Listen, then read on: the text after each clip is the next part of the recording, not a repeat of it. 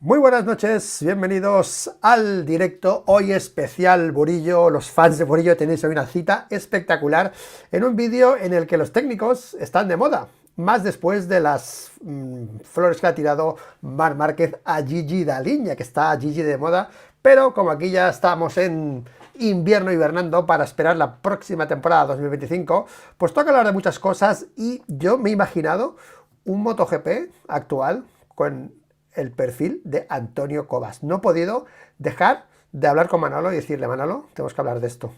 Vamos a hacer un especial a Antonio Cobas para que la gente, quizá los más jóvenes, que no tengan tanto conocimiento sobre cosas del pasado, entiendan lo que nos estamos perdiendo, lo que hemos perdido con la pérdida del señor Cobas, y vamos a intentar reflejar cómo sería ese MotoGP actual con Antonio aquí en la palestra. Así que vamos a dar la bienvenida a mi compañero Manolo. Buenas noches, ¿cómo estás? Hola, buenas noches. Bien, muy bien. Con ganas de hablar un poco de Antonio. Fue una persona muy importante en mi vida, no solo a nivel de motociclismo, de carreras, que lo fue, lógicamente, pero como persona. Aprendí mucho con él, mucho el contacto con él. Y bien, estaba un poco ausente porque estaba en Zaragoza con unos amigos de moto y tal y cual, porque tenía algunas cosas que hacer. Poco cansado, pero contento. Me gusta mucho viajar.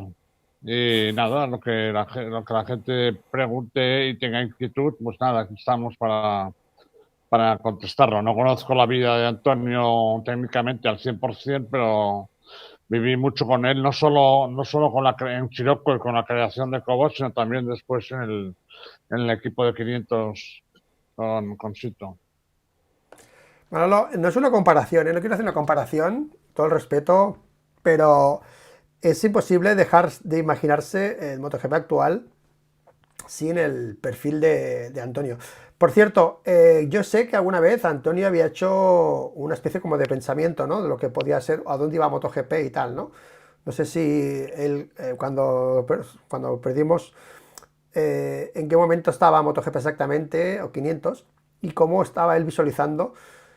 ¿Tú crees que este MotoGP actual era un poco lo que él esperaba, no? ¿No?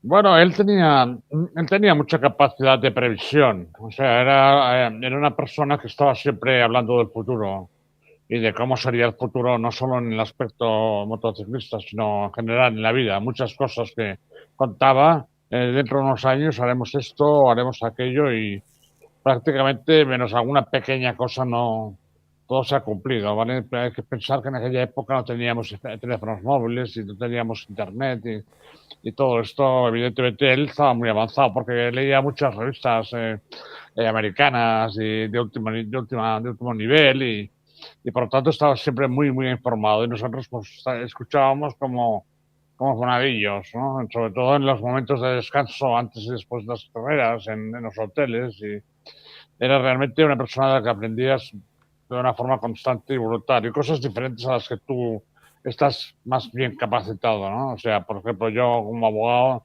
pues cosas de química, de física, de tal, de ingeniería, llegaba a comprender algunas cosas de lo que él contaba y eso pues me ayudó también a tener, sobre todo en el tema de la informática también, todo lo que sé de la informática me lo enseñó él. No es que sea mucho, pero yo era un garrulo completamente delante de la informática. Cuando ellos ya manejaban y tal, yo estaba en mi despacho y todavía no había movido un puntal en mi vida y fue él el que me metió en eso. Entonces, fíjate que digamos, decir lo que él podía llegar a haber hecho es muy complicado porque no tuvo tiempo prácticamente. Es decir, él ganó el Mundial de 125 con Cribillet, ganó el Mundial con nosotros en 2,5, 2 mundiales. La Cobas quedó cortada a medio camino y la JJ también, no tuvieron una continuidad. Y luego él derivó un poco más hacia las motos de trial y de asistencia alguna, y bueno, evidentemente, bueno, yo lo iré contando, supongo que la gente lo sabe, hizo la Cota, una montesa con mucho éxito. En fin, un hombre realmente muy multifacético y basado siempre en un conocimiento bastante profundo de las cosas. No era digamos, un visionario que se imaginaba como puede imaginarse cualquier persona hoy en día, sino que la base era muy firme en cuanto al conocimiento del proceso de las cosas. Vale, bienvenidos al directo Antonio P1, que no quiero olvidarme de felicitar a los fieles, a los más rápidos, los que entráis al directo con ganas de ver aquí temas de motos. Antonio P1, enhorabuena por nuestra P1, Antonio, buenas tardes moteros. Ojalá estuviera Antonio Cobas en este mundial, uno de los más grandes del motociclismo, dice Antonio, ¿de acuerdo? Para que veáis, el primer comentario del chat ha sido este, para que la gente entienda por qué hacemos este vídeo en este momento en el que, pues, está Ducati tan arriba. Marc Márquez ha dejado todo de lo que tenía de lado para estar al lado del técnico de Gigi Dall'Igna, ¿vale? Para que entendamos un poco la importancia, ¿no? También del técnico en el ambiente de MotoGP, ¿de acuerdo? P2 para él, ¿qué tal? Él, enhorabuena por esta P2, siempre estás aquí, gracias. Y Pablo Sánchez P3, Pablo Sánchez Ortega, buenas tardes, ¿qué tal? Bueno chicos, pues para que hagáis un poco de contexto de Antonio Cobas, porque la gente dirá, bueno, ¿quién es Antonio Cobas? Algunos, muchos no, estáis en el chat, los fieles, los que estáis siguiendo, pero Antonio Cobas fue uno de los ingenieros pioneros en, bueno, en hacer cosas increíbles, ¿no? En motociclismo, y lo más destacado, lo que la gente lo reconoce, es ese primer chasis de doble viga de aluminio, que fue el primero en que lo creó, que después se implantó en todas las motos, obra, atención, de Manolo Burillo, que fue un proyecto que hicieron junto, bueno, que lo hizo Manolo Burillo básicamente, el Instituto Manolo, con Antonio Cobas, que esto lo tenemos que poner aquí, obviamente, en imagen, porque esto ha sido una de las cosas más, más sonadas que hizo a Antonio, pues esa... Ay, mira, me ha quedado aquí la publicidad. Esa chasis de Cobas famoso, que hemos hecho un vídeo. Si vais al canal, buscáis la historia real de Cobas, de la moto Cobas con K, ¿vale? Pues podéis ver toda la historia de esta moto, que fue un poco, yo creo, Manolo, la que hizo destacar a Antonio la obra, pues tu obra maestra también, ¿no? La obra de tu vida, que dices tú muchas veces, ¿no? Que fue un poco por lo que destacó a Antonio esa revolución a nivel de chasis. Esta foto aquí creo que es Daytona, con Reini, con Nieto, con Cardús, con Sito, la gente flipando allí con la Cobas, Manolo. Sí, realmente lo fue, y además él lo anticipaba, ¿no? De alguna manera, esa moto, la Cobas con K, es una moto única. No existe otra moto como esa, no sé. No puedo valorar si es superior o menor. No, claro, una moto absolutamente artística, hecha en un piso industrial, pero un piso de la zona de Cornellá, 150 metros cuadrados, donde casi no cabíamos, donde se hizo esta moto, donde se creó esta moto. Entonces, esta que estás aquí enseñando, creo que es la de Cardús, que hemos recuperado últimamente. Bueno, no sé, lo veo porque como están las cajas, puede ser que sea de la moto que ha venido a Estados Unidos. Esta la llevo, sí, esta la llevó Cardús, ganó el Campeonato de Europa y se perdió, la vendió y se ha recuperado al cabo de 30 años. O sea, un milagro, realmente un milagro. Ostras, Bueno, pues sí, son fotos de la página web de Cobas, la página de Facebook de sí, Cobas y de JJ Cobas, ¿vale? Ok. sí.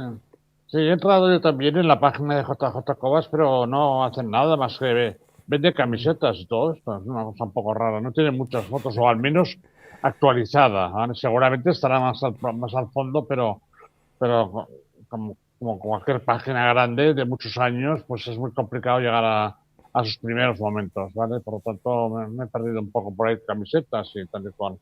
Es una pena, porque tendría que tener más presencia la multitubular, la JJ multitubular, tanto la de Cribillé, la que lleva motor Honda RS, como las posteriores. Sí. En fin, son cosas de cada uno, ¿no? Pero lo digo porque, como te he dicho, que miraras la página y la he mirado yo y no hay nada, pero bueno, todo, ¿no? Está todo bien. Entonces, es decirte que esta moto, aparte de que la gente la esté viviendo en estos momentos, tenemos que reconocer que es una moto muy bonita, preciosa. Es una moto que, por su estética, también fue muy avanzado el sistema, por ejemplo, de pintar las ruedas de blanco, cosa que era complicada porque se ensuciaban mucho, o al menos pues, se ensuciaban igual que las demás, pero se veía más, ¿no? Pero esta moto, ¿por qué digo que es una moto única? Porque es una moto cuyo concepto de funcionamiento en cuanto a lo que es el chasis con respecto al resto de la moto es único. No, la gente ha dicho, no, eso lo copiaron los japoneses y es el Delta Box. No tiene nada que ver con un Delta Box.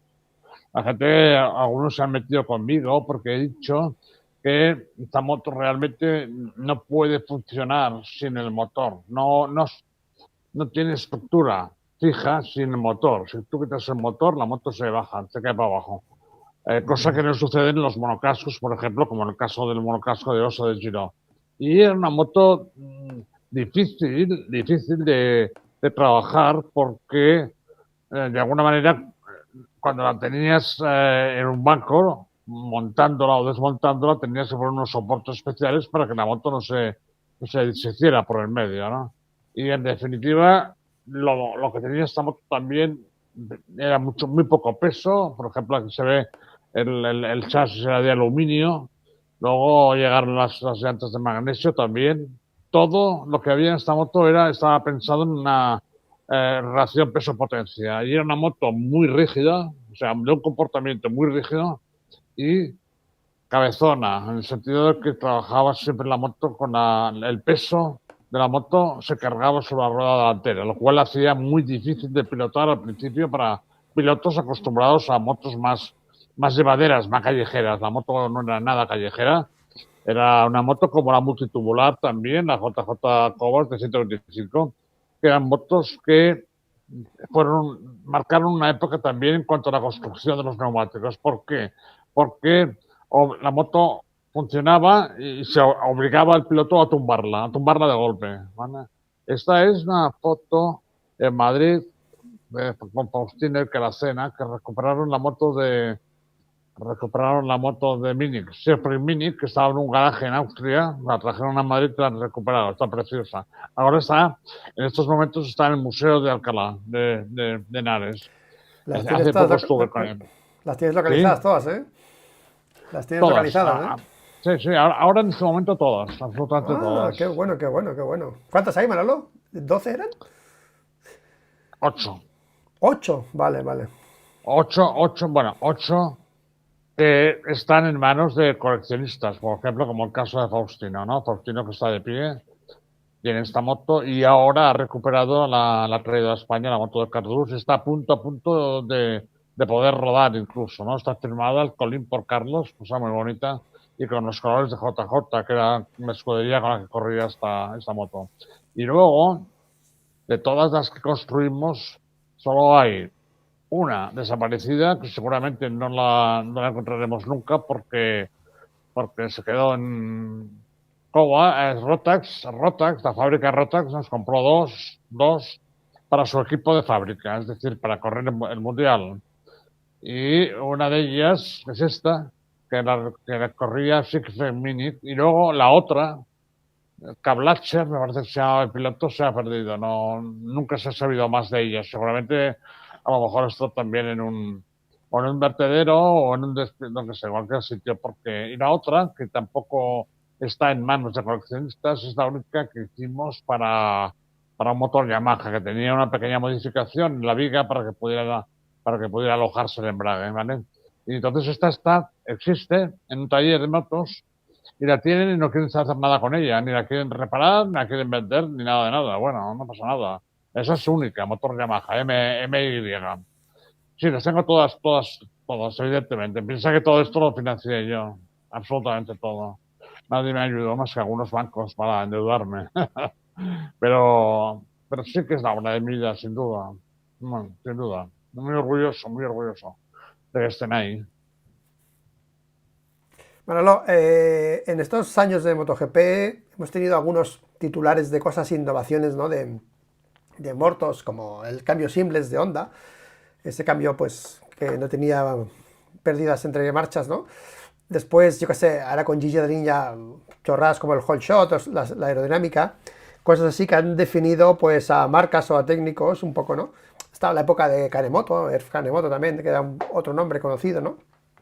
Pero para que la gente entienda un poco la irrupción, cómo entró esta moto, cómo se, se asumió en el mundial esta moto, cómo impactó, el impacto de esta moto, cómo fue, para que la gente entienda un poco la dimensión de lo que hizo este señor. Por ejemplo, la vez que la vieron, la primera vez que empezaron a rodar, cómo la gente la seguía. Hay esta foto aquí de, de Daytona, pues la gente estaba bastante asombrada con la moto, cuando realmente vieron este chasis, cómo se recibió en el ambiente del motociclismo. Bueno, Antonio, de alguna forma, los primeros trabajos que hizo en tema de motor, ¿vale? Yo antes del motor no lo conocía, por lo tanto tampoco era un hombre muy hablador en aspecto personal de sus proyectos, de sus trabajos, todo eso.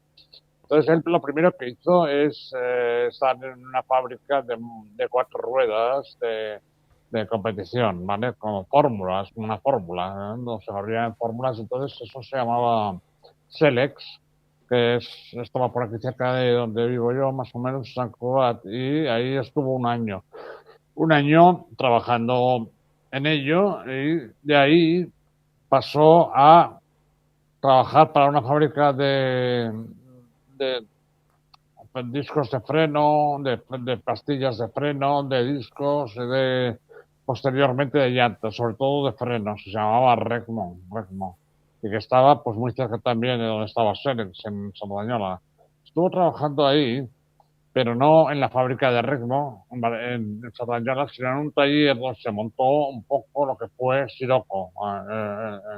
Ahí estuvo 2, 3 años fabricando motos de competición, solo fabricaba motos de competición con motos Yamaha que compraban y era multitubular, era un chasis multitubular, también era un chasis muy cabezón. ¿Qué pasaba con todo esto? En el ambiente del Campeonato de España, por ejemplo, donde estaban corriendo, pues, estaba corriendo Nieto, estaba corriendo Tormo, estaba corriendo Luis Miguel Reyes, estaba corriendo Domingo Gil, estaba corriendo los pilotos de entonces, ¿vale? Eh, Llegaban en ese momento, llegaban Cardús, llegaba Sito, porque habían salido de las copas de promoción, sobre todo la Copa Stricker. ¿Y qué pasó con este tema? Pues que la gente estaba muy inquieta, que de Juan también, que compró la Yamaha, la Cobas Yamaha más tarde. Total que había un ambiente un poco de inquietud y de mucho interés, porque no había en sí un departamento de comunicación o tampoco hacía entrevistas. Antonio era un tío muy trabajador, pero tampoco es que le gustara demasiado hablar, pero cuando se lanzaba hablaba mucho rato, ¿no? Pero no era un figura, no quería ser un figura. Si realmente al final fue conocido fue por sus hechos, no por sus declaraciones ni por su... Total que entonces claro, había un interés muy importante antes de hacer las cobas. Había sobre todo esta es la foto de Cribillet, creo que es la que fue con la que ganó el campeonato del mundo en el Sí. año 89. Entonces yo creo que había algo colateral, había mucho ambiente de motociclismo en Barcelona en aquella época, mucho ambiente. Y había concesionarios, por ejemplo, 24 horas o Control 94 o tal, que se dedicaban a las carreras. Y por lo tanto había mucho movimiento. Taulé con la Copa Stricker, etcétera, etcétera. Entonces, como luego hubo en Valencia, quizá, ¿no? Pero en esa época era Barcelona la que... Y total que había un ambiente tremendo de gente que tenía ansias por conocer y ansias por lo nuevo. Una época muy bonita de la vida en España en los años 70, 80 que el país estaba creciendo a una velocidad importante y por eso había mucha creatividad. Y entonces había una especie de bar que la llamábamos el Frankfurt porque daban Frankfurt, pero gin tonics también, claro. Y a partir de una hora determinada, a las 8, 8:30, pues se juntaba allí todo el mundo. Por lo tanto, eso creó pilotos, mecánicos, un montón de gente. Y eso dio lugar, también eso coincidió con el hecho de que se empezaron a promover unas carreras de moto en el Palacio de Hielo del Club de Fútbol Barcelona una vez a la semana. Y ahí se reunía toda Barcelona motociclista, ¿sabes? Había de todo tipo de cosas, desde las cosas más raras hasta cosas realmente muy bonitas en cuanto a la creación. Y ahí había un ambiente no sé, que había el ambiente, nos conocíamos todos, ¿vale? Por lo tanto, conocernos todos, de alguna manera se estaba esperando lo que pasó con Antonio cuando salió de Chiroco y decidió crear Cobas. Y entonces voy a lo que me preguntabas. Había una inquietud enorme en España, no en el mundo, porque no se sabía nada de lo que estaba haciendo Antonio, ¿vale? Eso es más Siroco en el circuito, en el Paul Ricard, de las primeras carreras. Hizo unos entrenamientos muy buenos, Sito. Ahí salió en la portada de motociclismo. Antonio es el que está empujando, era muy joven aquí. Bueno, en definitiva, la Cobas, por primera vez, se presentó en el Jarama, que es la primera, de las primeras veces que rodó, y había una inquietud increíble por verla esta. Y una muchedumbre, ¿vale? Una muchedumbre que estaba pendiente de lo que era. Y empezó realmente a hablarse mucho de esta moto, porque en realidad el concepto que tiene esta moto ni había existido antes, porque la gente se queda mirando la estética, la forma estética de la moto, que es diferente, pero ha habido motos anteriores que tenían una apariencia similar, pero en cuanto digamos, al constructo de la moto, a la filosofía de ingeniería de la moto, ha sido única. No ha habido nada después de eso tampoco. Eso es absolutamente evidente. Yo tampoco puedo explicar desde el punto de vista físico cómo es posible que esta moto se comportara de esa manera, pero lo que sí es cierto es que sin moto, esa moto se deshacía, se deshacía. Los mecánicos la tenían un poco de manía porque era complicada. Las reacciones en el montaje y desmontaje eran muy complicadas. Y realmente ha marcado una época, está clarísimo. No ha sido campeona del mundo, seguramente porque no continuamos con ella en el año 85-86, que lo hubiera sido campeona del mundo. Y no continuamos porque, de alguna manera, el piloto del equipo en ese momento decidió que quería ir a 500. Creo que fue un error, ¿vale? Pero nosotros construimos todo eso alrededor del sitio y, por lo tanto, hicimos lo que él nos pidió.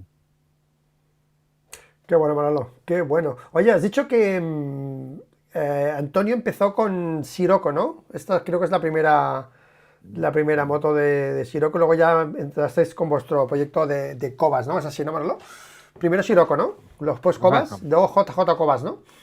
Exacto, así fue. Estuvo 2 años con Sirocco, 2 años, o quizá 2 años o 3 con Cobas y luego estuvo con la JJ, que realmente dejaron bastante rápido porque el problema que tuvieron con la JJ, nosotros montábamos motores Rotax, ¿vale? En el Sirocco aquí está montando motor Yamaha, ¿vale?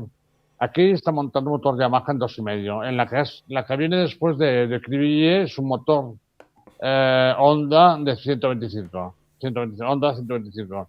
El problema de estas motos es que nunca tuvieron un motor propio como tuvo la OSA, ¿vale? Claro, un motor complicado, aunque había personas que podían hacer motores, ¿vale? Pero era más complicado de fabricar, sin duda.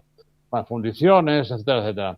Entonces, nosotros Antonio decidió que montáramos Rotax. Y claro, la moto era una moto realmente potente, una moto con válvula rotativa, con admisión al cárter, eso era la moto más poderosa que teníamos aquí en el Campeonato de España y en el mundo, muy poderosa porque evidentemente también estaba la Armstrong, ¿vale? Que también la Real Rotax, Armstrong Rotax, la Cobas Rotax, eran motos que en esa época, en esos 2 o 3 años, dominaban el mundial, por encima de las motos japonesas. Y cuando Antonio fue a hacer la JJ Cobas 2,5, decidió hacer una multitubular y pedir motores a Honda, ¿vale? Bueno, motores Honda en aquel momento ya estaban Tomman ganando, por lo tanto era un motor ganador, pero le vendieron los RS, es decir, las RS eran unas copias, unas réplicas de venta, las vendían, ¿vale? Las motos oficiales de fábricas eran los NSRs, el motor era superior, tampoco ningún escándalo, pero superior, y nunca se dieron esos motores a nadie, a ningún equipo, nunca. Ya. Que eran motores que realmente podían estar a la altura del Rotax, pero nosotros solo los pudimos usar cuando en 1986 pedimos participar con una Honda NSR y nos la concedieron. Manolo, aquí en el chat dicen Pedro Fernández, Manolo, un antiguo compañero de trabajo, estuvo de mecánico en JJ y luego con Sito llamado Lobete. No sé si te acuerdas de Lobete, pero bueno. Sí, sí, sí, me acuerdo, me acuerdo, me ¿Sí? acuerdo. Ah, Aunque, mira qué bien. Pues aquí aunque no sabe. en el chat hay un amigo suyo o un Muy compañero de bien, trabajo. Eh, recuerdos, ¿no? ya. Manolo, una pregunta. Yo te conozco así, que tú eres una persona que siempre la primera impresión, ¿no? Con las personas te marcan, ¿no? Cuando conoces a alguien, cuando viste a Dani Pedrosa a los ojos, una vez que hablaste con él, ya lo encasillaste en unas facetas que, bueno, que luego tienes una visión muy buena. Cuando tú entraste en este círculo de Sito y conociste a Antonio, o sea, él te motivó también a hacer este proyecto de Cobas porque estabas también con Antonio. Tu objetivo era ayudar a Sito como sea, pero ¿qué impresión te dio a ti, Antonio, la vez que lo conociste? Bueno, Antonio es una persona que impactaba, al menos a mí me impactó por muchas razones. En primer lugar, Antonio ha sido una persona con la cual he discutido mucho en muchas cosas y jamás ha habido un mal gesto por su parte, jamás ha levantado nunca la voz. Era un tío que prefería callar, guardar silencio antes que crear un conflicto, ¿no? Evidentemente, yo enseguida me di cuenta de otra faceta suya que a mí me enamora esto. Era ácrata, era absolutamente anárquico en su forma de plantear las cosas de futuro y tal, era un ácrata completamente, no era un visionario, porque evidentemente hay visionarios que te meten en pollones y te vas a un barranco, pero lo que Antonio hacía realmente era algo que demostraba siempre lo que hacía. Es decir, yo muchas veces me mostraba muy sorprendido con resultados que conseguíamos y me decía, Manolo, esto es el principio, esto es un momento nada más. Y a veces hay gente que dice, bueno, porque va de farol y tal, ¿no? No. Antonio hizo un extraordinario trabajo en todos los productos que construyó y que creó. Un extraordinario trabajo desde Selex hasta la moto de trial. Nunca tuvo un fallo realmente de construcción y de diseño, nunca, jamás. Entonces esto, y luego el espíritu ácrata, es decir, Antonio no acabó la carrera de ingeniero, y es algo que tú pues tienes tendencia a preguntar, ¿qué pasó con esto y tal? No, es que yo cuando conocí las materias en las cuales estaba interesado, pues me marchaba la facultad, no quería tener un título, no me servía para nada, ¿vale? Quería Ya. conocer.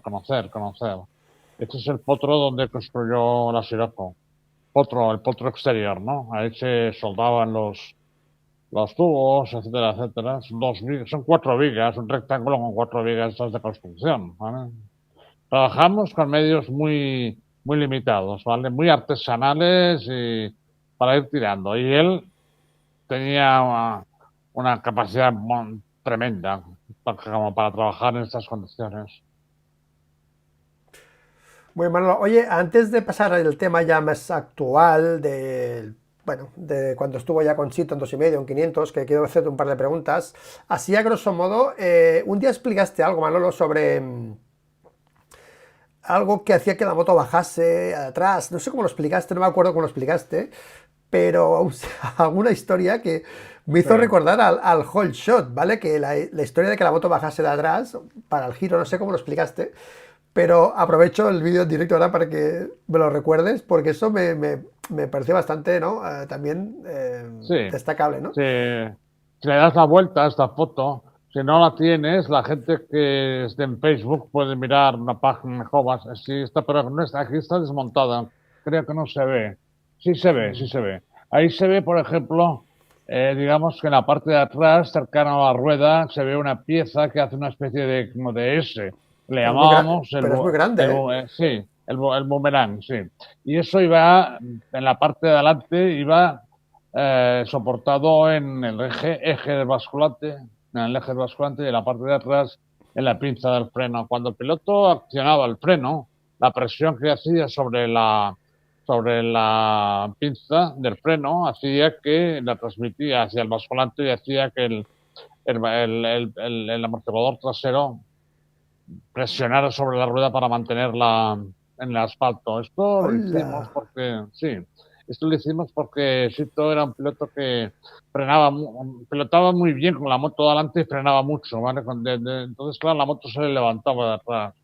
Y la solución, pues que hizo Antonio fue esta y funcionaba muy bien, perfectamente bien, porque es verdad que la gente llega a las curvas con una rueda de atrás levantada, pero no era lo idóneo, porque lo bueno es No, cuanto más claro. tiempo esté, cuando más esté en el suelo mejor y más te da seguridad al abrir. Por lo tanto, eso tuvo un gran éxito. Luego lo montó también Dominic Sarrón alguna vez en la NSR Honda. Y los pilotos venían a verlo y flipaban en colores.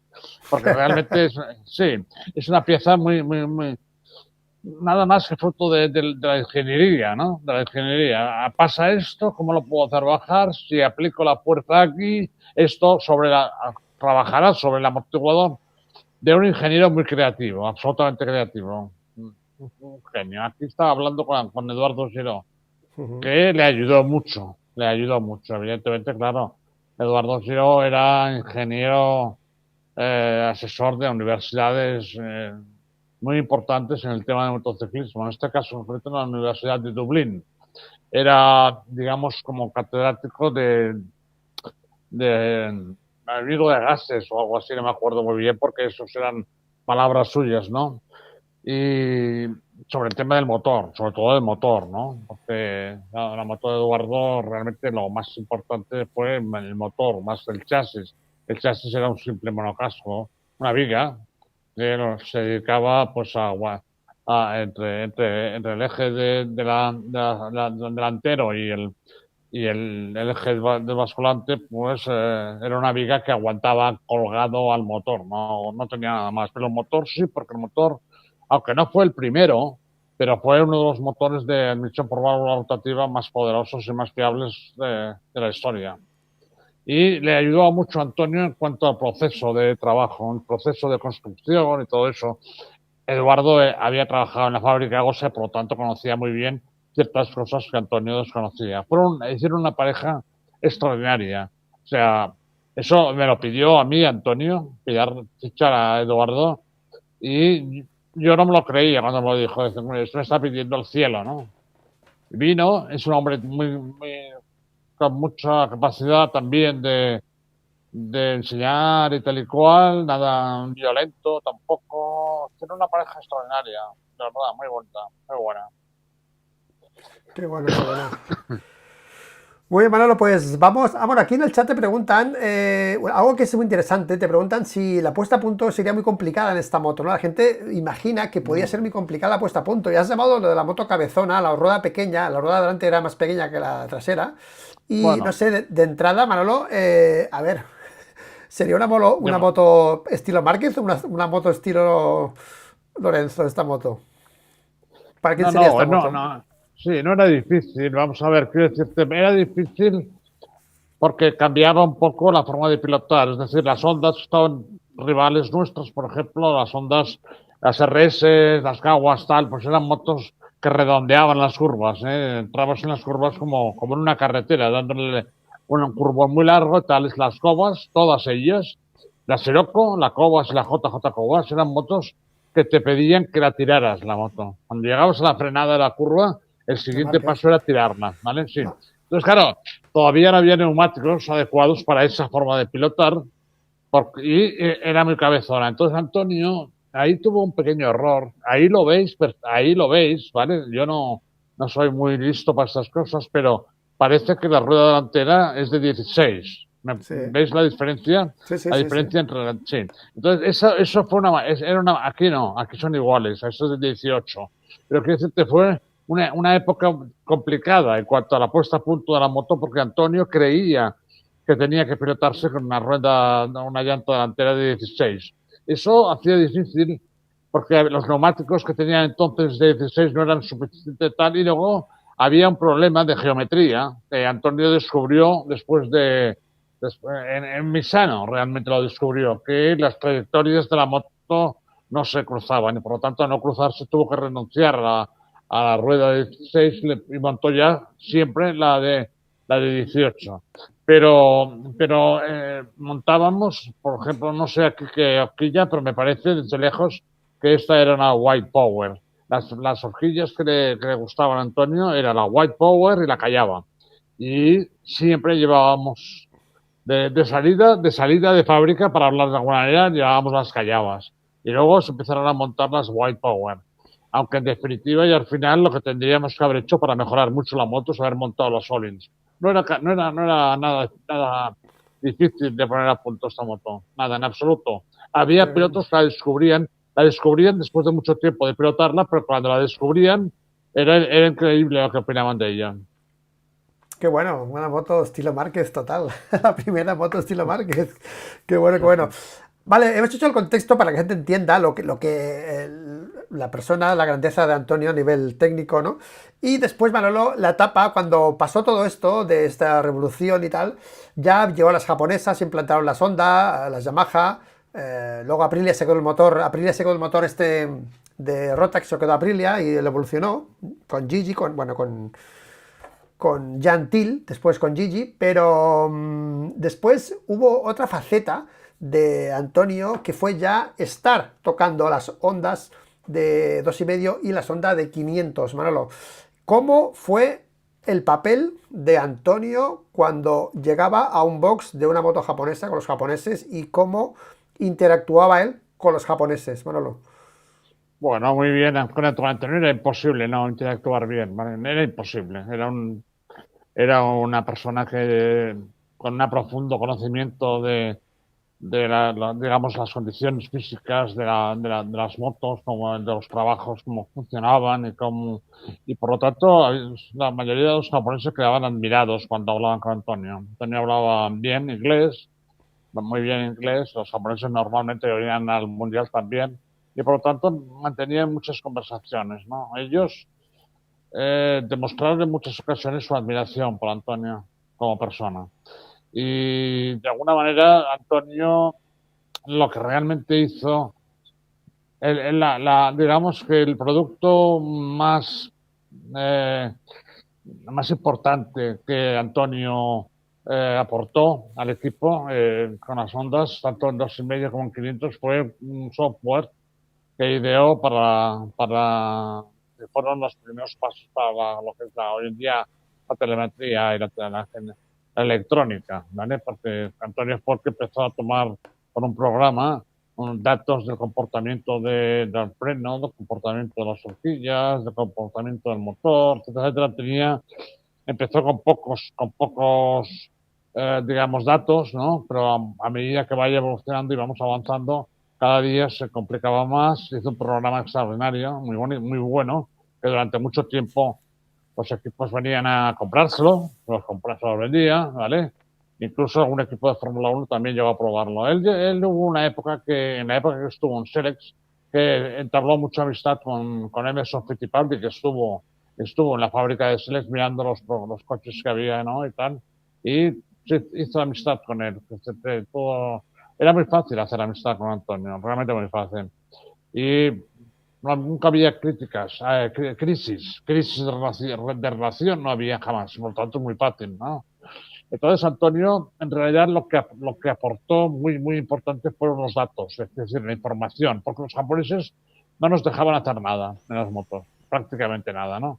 Incluso para montar en ese el año 86, que fue la primera que empezó a rodar el sitio, para montar el boomerang, pues tuvo que pedir permiso, informes, comités, bueno, una historia para una S de aluminio, ya me dirás. Al final lo aprobaron, pero tardaron 6 meses. No nos dejaban cambiar las horquillas, nada prácticamente. Mira, la Honda, la NSR, sí que era realmente una moto muy difícil de encontrar los settings. Y eso que teníamos entrenamientos privados, muchos, ¿vale? Entonces, Antonio, con los japoneses, yo siempre le decía, porque vamos a ver, yo cuando ves una persona que tiene capacidad en todos los aspectos, en este caso un piloto o un ingeniero, o en el caso de la vida normal, cualquier persona, un escritor, por ejemplo, que lo ves a alguien que canta y canta muy bien, yo por lo menos siempre tengo tendencia a intentar ayudar, ¿no? A intentar ayudar para que esa persona no se quedara a medio camino de sus capacidades. Y el caso de Antonio es un caso clarísimo, clarísimo. Y yo le decía, porque yo sabía que tenía mis capacidades limitadas, lógicamente.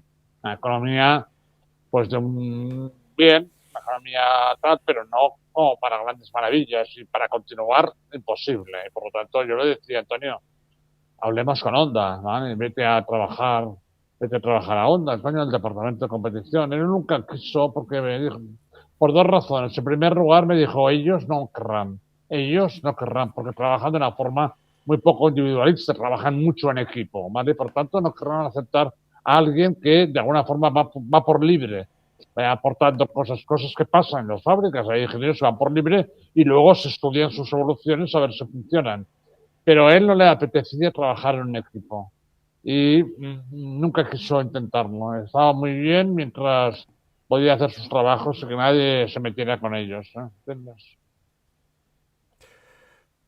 Muy Manolo, espera que me pongo aquí en pantalla.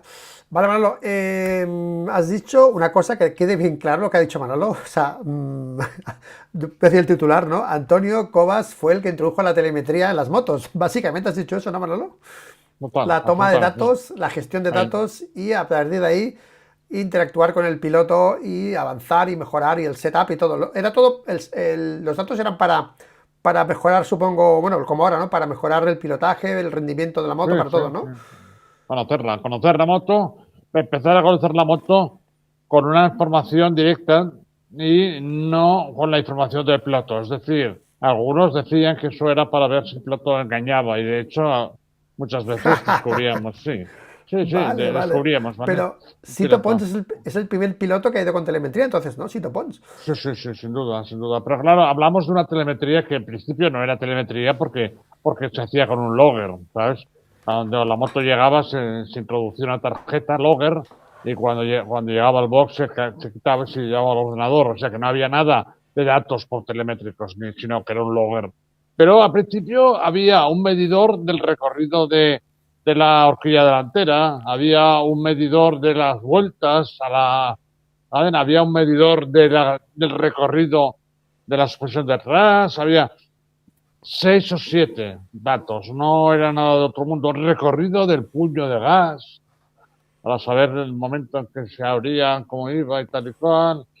Descubrimos a un piloto, por ejemplo, un gran piloto, ¿vale? No voy a decir el nombre, pero lo descubrimos en Jerez, en la recta de atrás, después de la curva redonda de Sito Pons, que llega a Daisac, que me parece que se llama Pedrosa hoy en día, pues en esa recta nos decía que no corría la moto. Y yo recuerdo en el box, al telemétrico, entre comillas, porque tampoco lo eran todavía, decirle, oye, si no cortaras gas a media recta, iría mejor la moto. Pero se quedó Qué blanco, bueno. blanco, se quedó blanco, tío. Bueno, en definitiva fue Sito el primero, sin duda. No había toma de datos en el 86 todavía. ¿Y eso cómo lo aceptó Honda? ¿Honda que estaba flipando cuando hicisteis eso, no?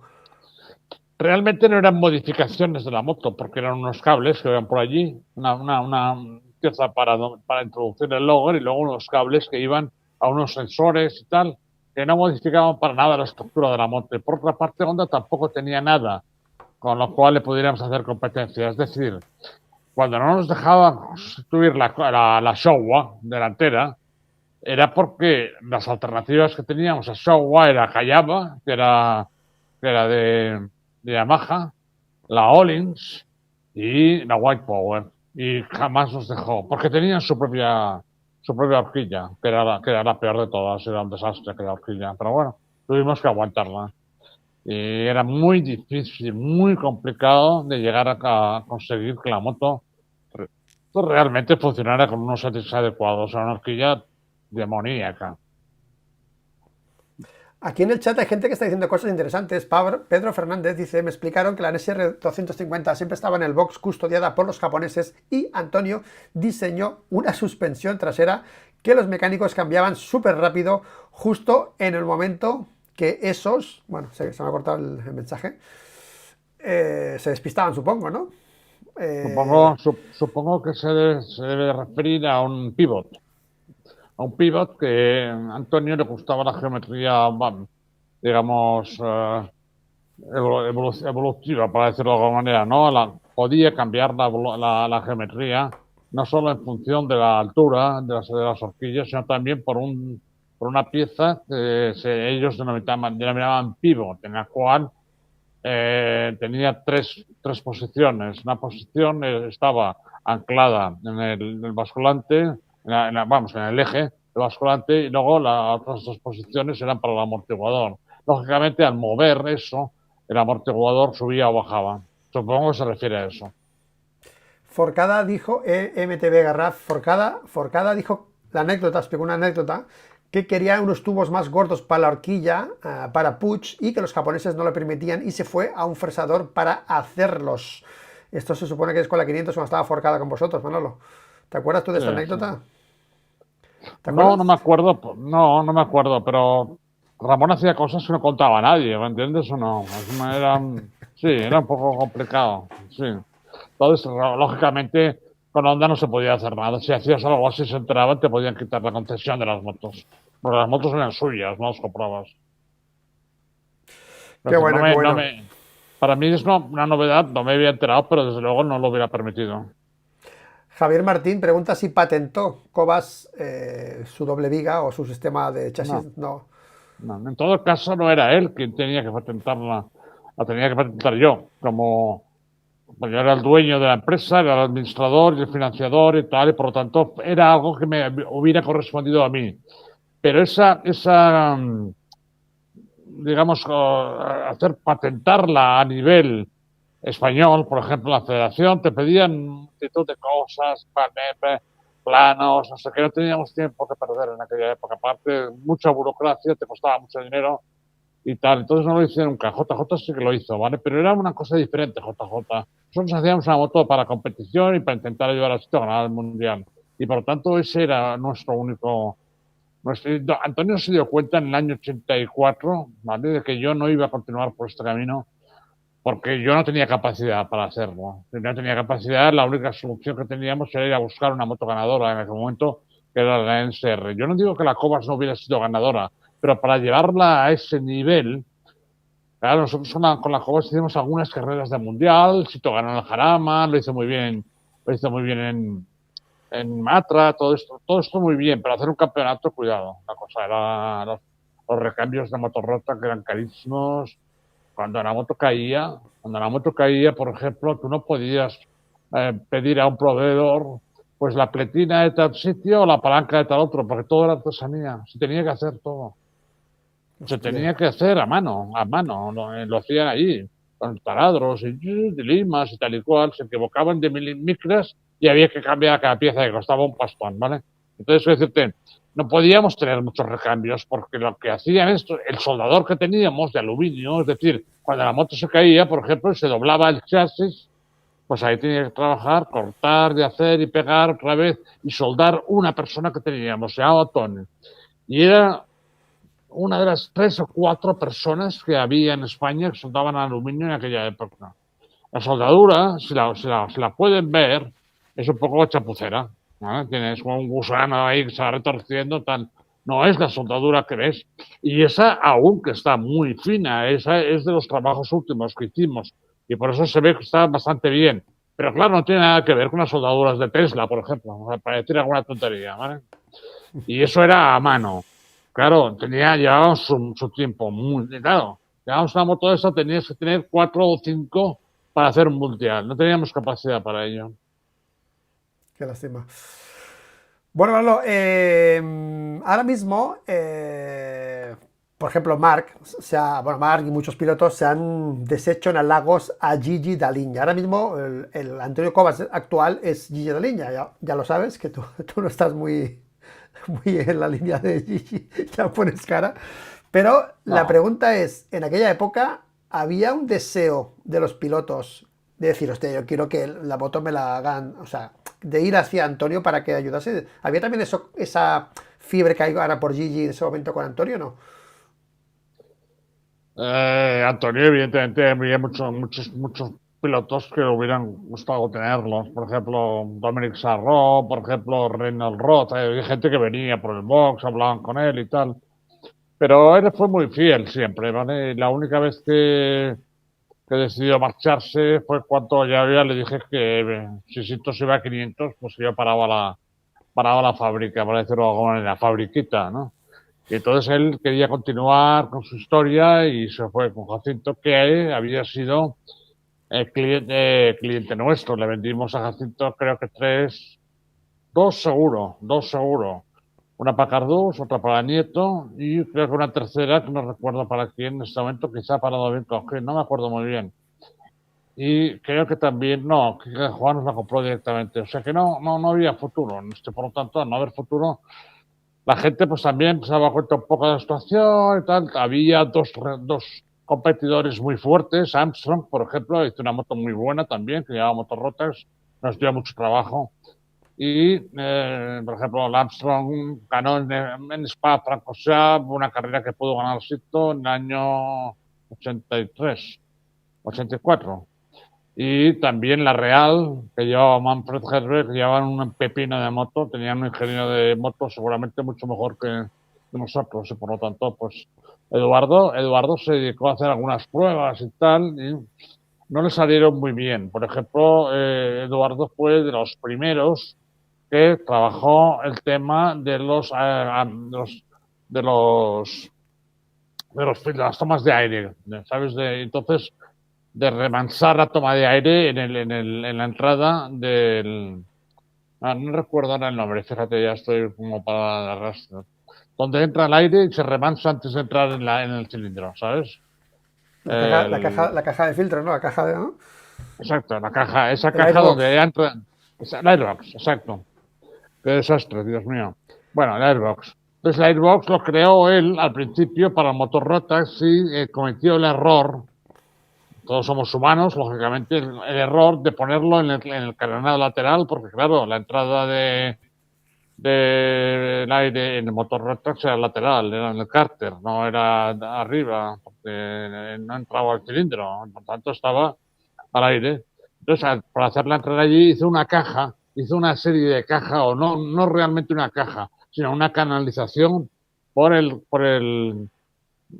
carenado derecho, ¿vale? Claro, el aire entraba a toda velocidad. No se remansaba y por lo tanto gripábamos continuamente. Y recuerdo que Silverton me dijo, Manolo, me he equivocado y no volverá a pasar. Esto me lo dijo. No es una persona que esté acostumbrada a reconocer estas cosas. Yo lo agradecí mucho esto, porque claro, íbamos gripando, tú, y gripar aquello se podía arreglar fácil porque eran dos tiempos, muy sencillo, pero costaba mucho dinero. Y entonces, claro, poco a poco después este Airbox fue evolucionando siendo conscientes de los errores, por ejemplo, que Eduardo había cometido, que el aire no podía entrar a esa velocidad y que necesitaba una cámara de reposo para entrar mucho más lento. Y eso dio lugar a los Airbox que salieron enseguida, al cabo de 2 años. Y no sé por qué me he desviado un poco. Me preguntabas algo, Luis. No, te decía. Ay, espérate, me he equivocado. Te decía, Manolo, que, bueno, si los pilotos Sí, iban a buscar vale, de a acuerdo, Antonio, sí, como ahora de acuerdo, pero buscan allí, ¿no? Que sí, marca ha sido no. Está Gigi en Ducati, firmo si te queda Gigi en Ducati, si no, no firmo, ¿no? Hay un poco lo que pasa, sí, esa, lo que pasa es que la figura de Antonio no era similar a la figura de los Gilmes, pero la figura en el sentido de su estructura, su forma de trabajar en un equipo. Gigi es un ingeniero, supongo, no lo sé, pero es igual, es un ingeniero que trabaja la moto desde el punto de vista del ingeniero y al mismo tiempo, a pesar de que está Tardoche por ahí, que hay Menical y todo esto, pero parece ser que dirige el equipo también, incluso desde el punto de vista de los pilotos, ¿vale? Es decir, habla mucho de los pilotos, entonces la figura de Gigi la compara un poco más, salvando las distancias, ¿vale? Con la de Guma, por ejemplo, es decir, como una especie de supermanager, ¿no? Que realmente tampoco me parece que Gigi haya sido ningún inventor. Él ha tomado motores que le han llegado y los ha ido modificando en función de su, de su idea, ¿no? Yo he sufrido muchos fracasos de Gigi, por ejemplo, cuando estábamos en Aprilia, pero lógicamente desde fuera y desde la historia, lo que veo es que realmente el trabajo de lo que hoy en día sabe Gigi por experiencia es los errores que ha cometido, pues están ahí y por lo tanto eso no funciona de esta manera. Y eso le ha hecho aprender ha cambiado mucho su carácter, ha cambiado mucho, ha mejorado mucho su forma de comunicarse con la prensa y tal y cual. Antes parecía una persona mucho más retraída, mucho más introvertida, muy poco comunicativa. Ahora, en este momento, por ejemplo, él habla de Márquez, cosa que normalmente Antonio no hablaba nunca de los pilotos, ni del funcionamiento del equipo. Sí es verdad que hablábamos de ello y me decía cosas que casi siempre tenían su lógica, ¿vale? Pero no dirigía el equipo desde el punto de vista deportivo, desde el punto de vista comercial, por decirlo de alguna manera, ¿no? Y te daba consejos. Él hacía su trabajo y luego te daba consejos sobre cómo él veía ciertas cosas.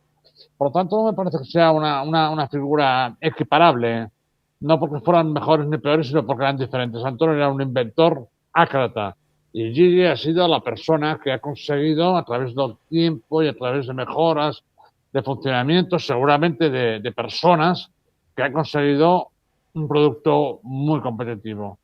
Pero le ha costado años y seguramente el trabajo ha sido mucho más profundo y extenso que el que realizó Antonio en nuestro equipo, seguramente. O sea, vamos a ver si lo entendemos. Mira esto. Bueno, Ay, es mi perdón. opinión, ¿eh? Es mi opinión, que a lo mejor alguien dirá, oye, pues esto, vale, muy bien, no lo sé muy bien, pero me parece que la figura en la forma de funcionar dentro de la estructura de un equipo es diferente, no es igual.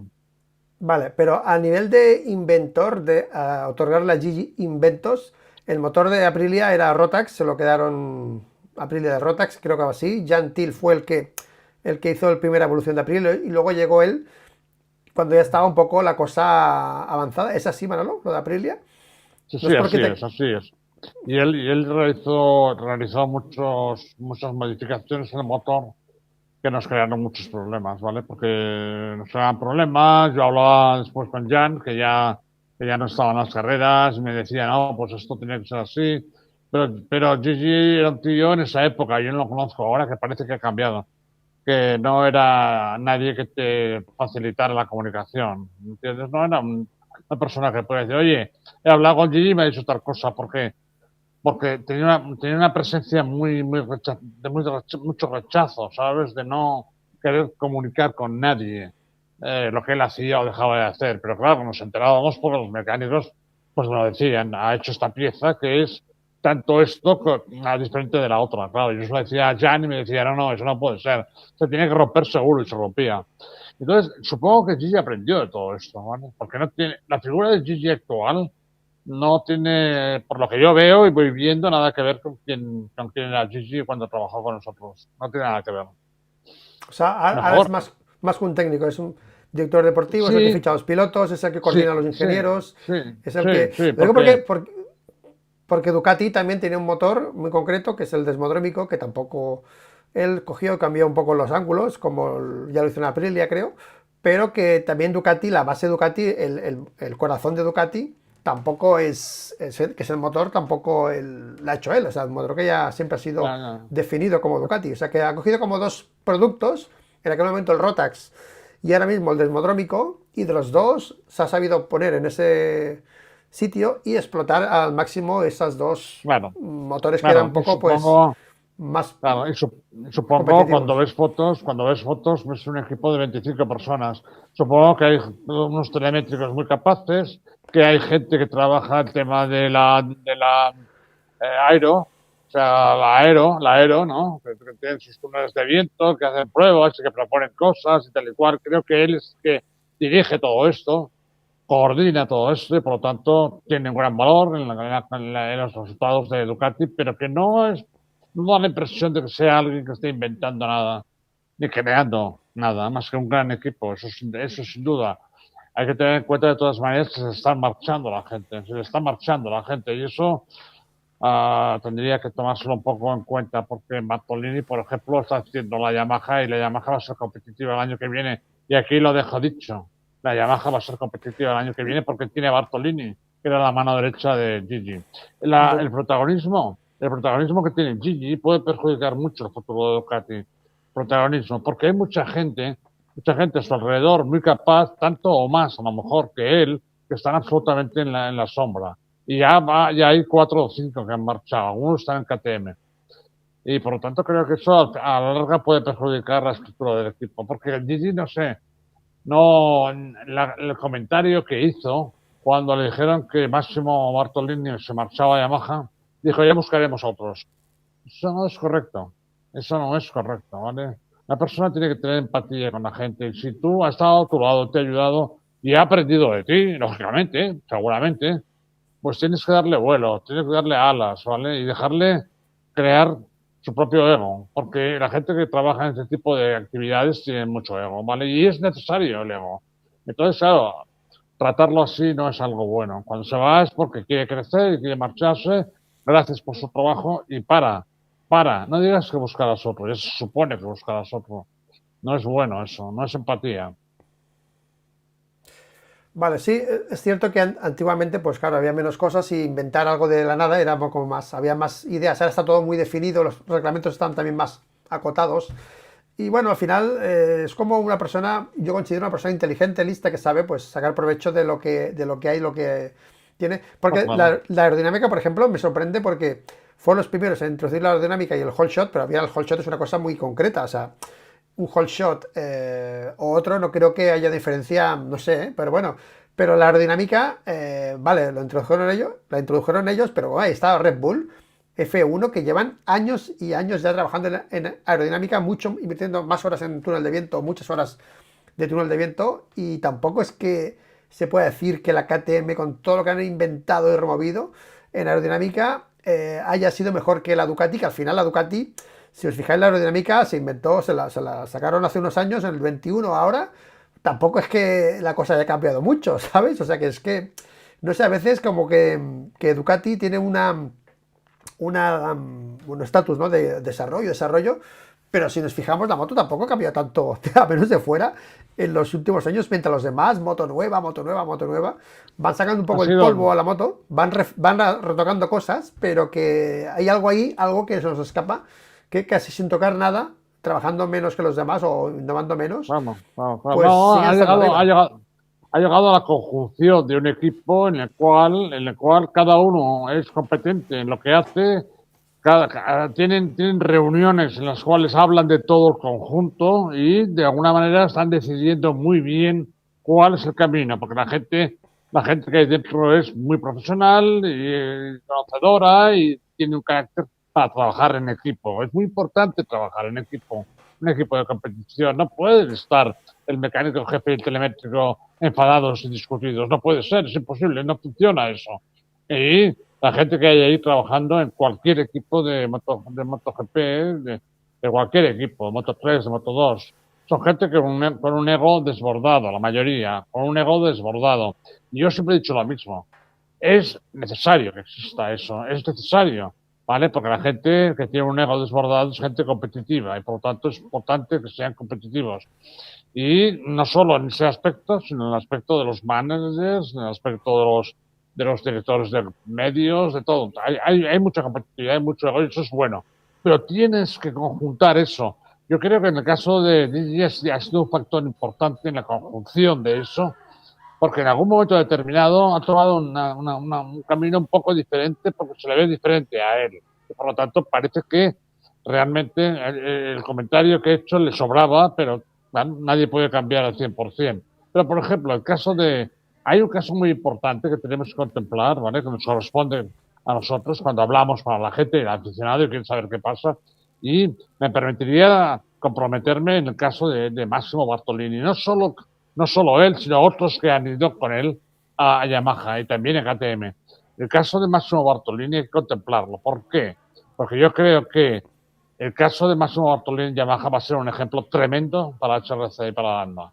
Tremendo. Es decir, fichen ustedes a la gente adecuada y el equipo funcionará. Ese es el mensaje que Yamaha le va a llevar, le va a dar a Honda el año que viene, sin duda. Seguro, seguro, seguro. El número dos El tío, cariño. I arriba està el tio? O estàs content? Ostres, no te... Perdona, Manolo, que están aquí. Nada, Mis nada, hijos, tranquilo, Jordi y tranquilo. Aleix. Hola. Hola. Tío. Aleix, anem. Aleix, anem. Veu. Pero Jordi, el tío no es en diciembre, tío. ara... ha llegado, ha llegado mi hijo y estaba en la puerta de casa. Sí, claro, aún tiene 8 años, tío, y aún sabe. Estupendo. Y le hemos puesto a la puerta y cuando ahora ha llegado y se ha encontrado en la puerta de casa el tío, le ha hecho ilusión. Muy bien, Qué muy bajo. bien, muy bien. Manolo, aquí hay una pregunta es que está diciendo cosas y no quiero dejar esta pregunta, que se me ha pasado ahora para arriba, pero ¿qué diferencia hay en la proyección de ingenieros y mecánicos que hacen promoción en Ducati a hacerlo a otra fábrica? Mira, yo no sé, Gregorio, qué se refiere exactamente, pero tú confías mucho en Bartolini, Manolo, pero tenemos la experiencia ya desde Valentino, desde el año 16, 17, cuando ficharon a ingenieros de Ducati para la Yamaha aquella, que parecía que era el secreto, ¿no? La gente que venía de Ducati, pero no hay de momento ningún caso que se sepa que una persona de Ducati, ya sea un piloto como Miller o que sigan trascendido un poco en el setup, en las cotas de la moto, en las medidas, han ayudado, pero no hay ningún hecho ahora que demuestre que un ingeniero de Ducati, con los datos de Ducati, con la información de Ducati, se vaya a otra fábrica y esa fábrica mejore. Y bueno, ahora veremos con Bartolini, pero el que está también en KTM. No, pero también depende un poco del equipo que vayas, qué estructura tiene. Es decir, vamos a ver. Es decir, que, por ejemplo, el señor aquel de Ducati, que era el de Suzuki, que era el encargado de todo el tema de suspensiones y tal, lo fichó Honda, ¿vale?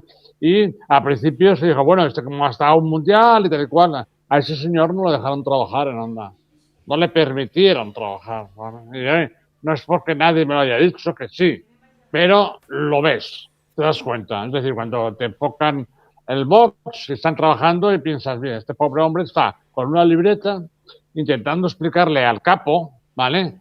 Cosas que pueden ser o no interesantes, pero que para eso está en su trabajo, y el otro pone una cara como diciendo, qué bronca me está dando este tío, no tenía puta idea.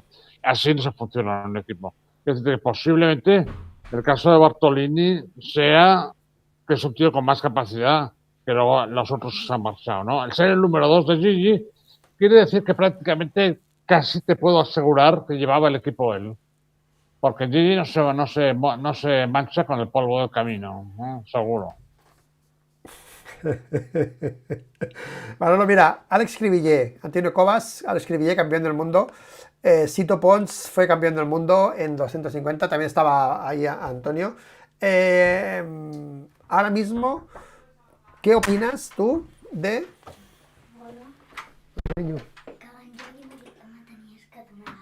Sí, mira. Espera un momento, perdona. Esta puerta muy bien, has estudiado bien, ¿no? Pero es secreto, ¿eh? Sí. Es secreto, cariño. ¿Vale? Shh.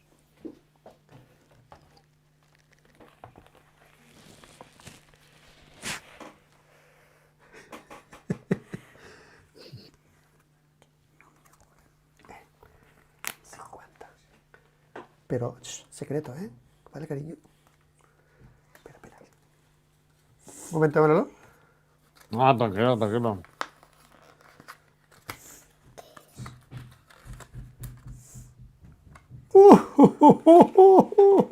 Estoy muy... cariño. Secreto, ¿eh? Shh. La puerta. Deu. Bueno, me habéis pillado. No, que ha sacado todo excelente, tío.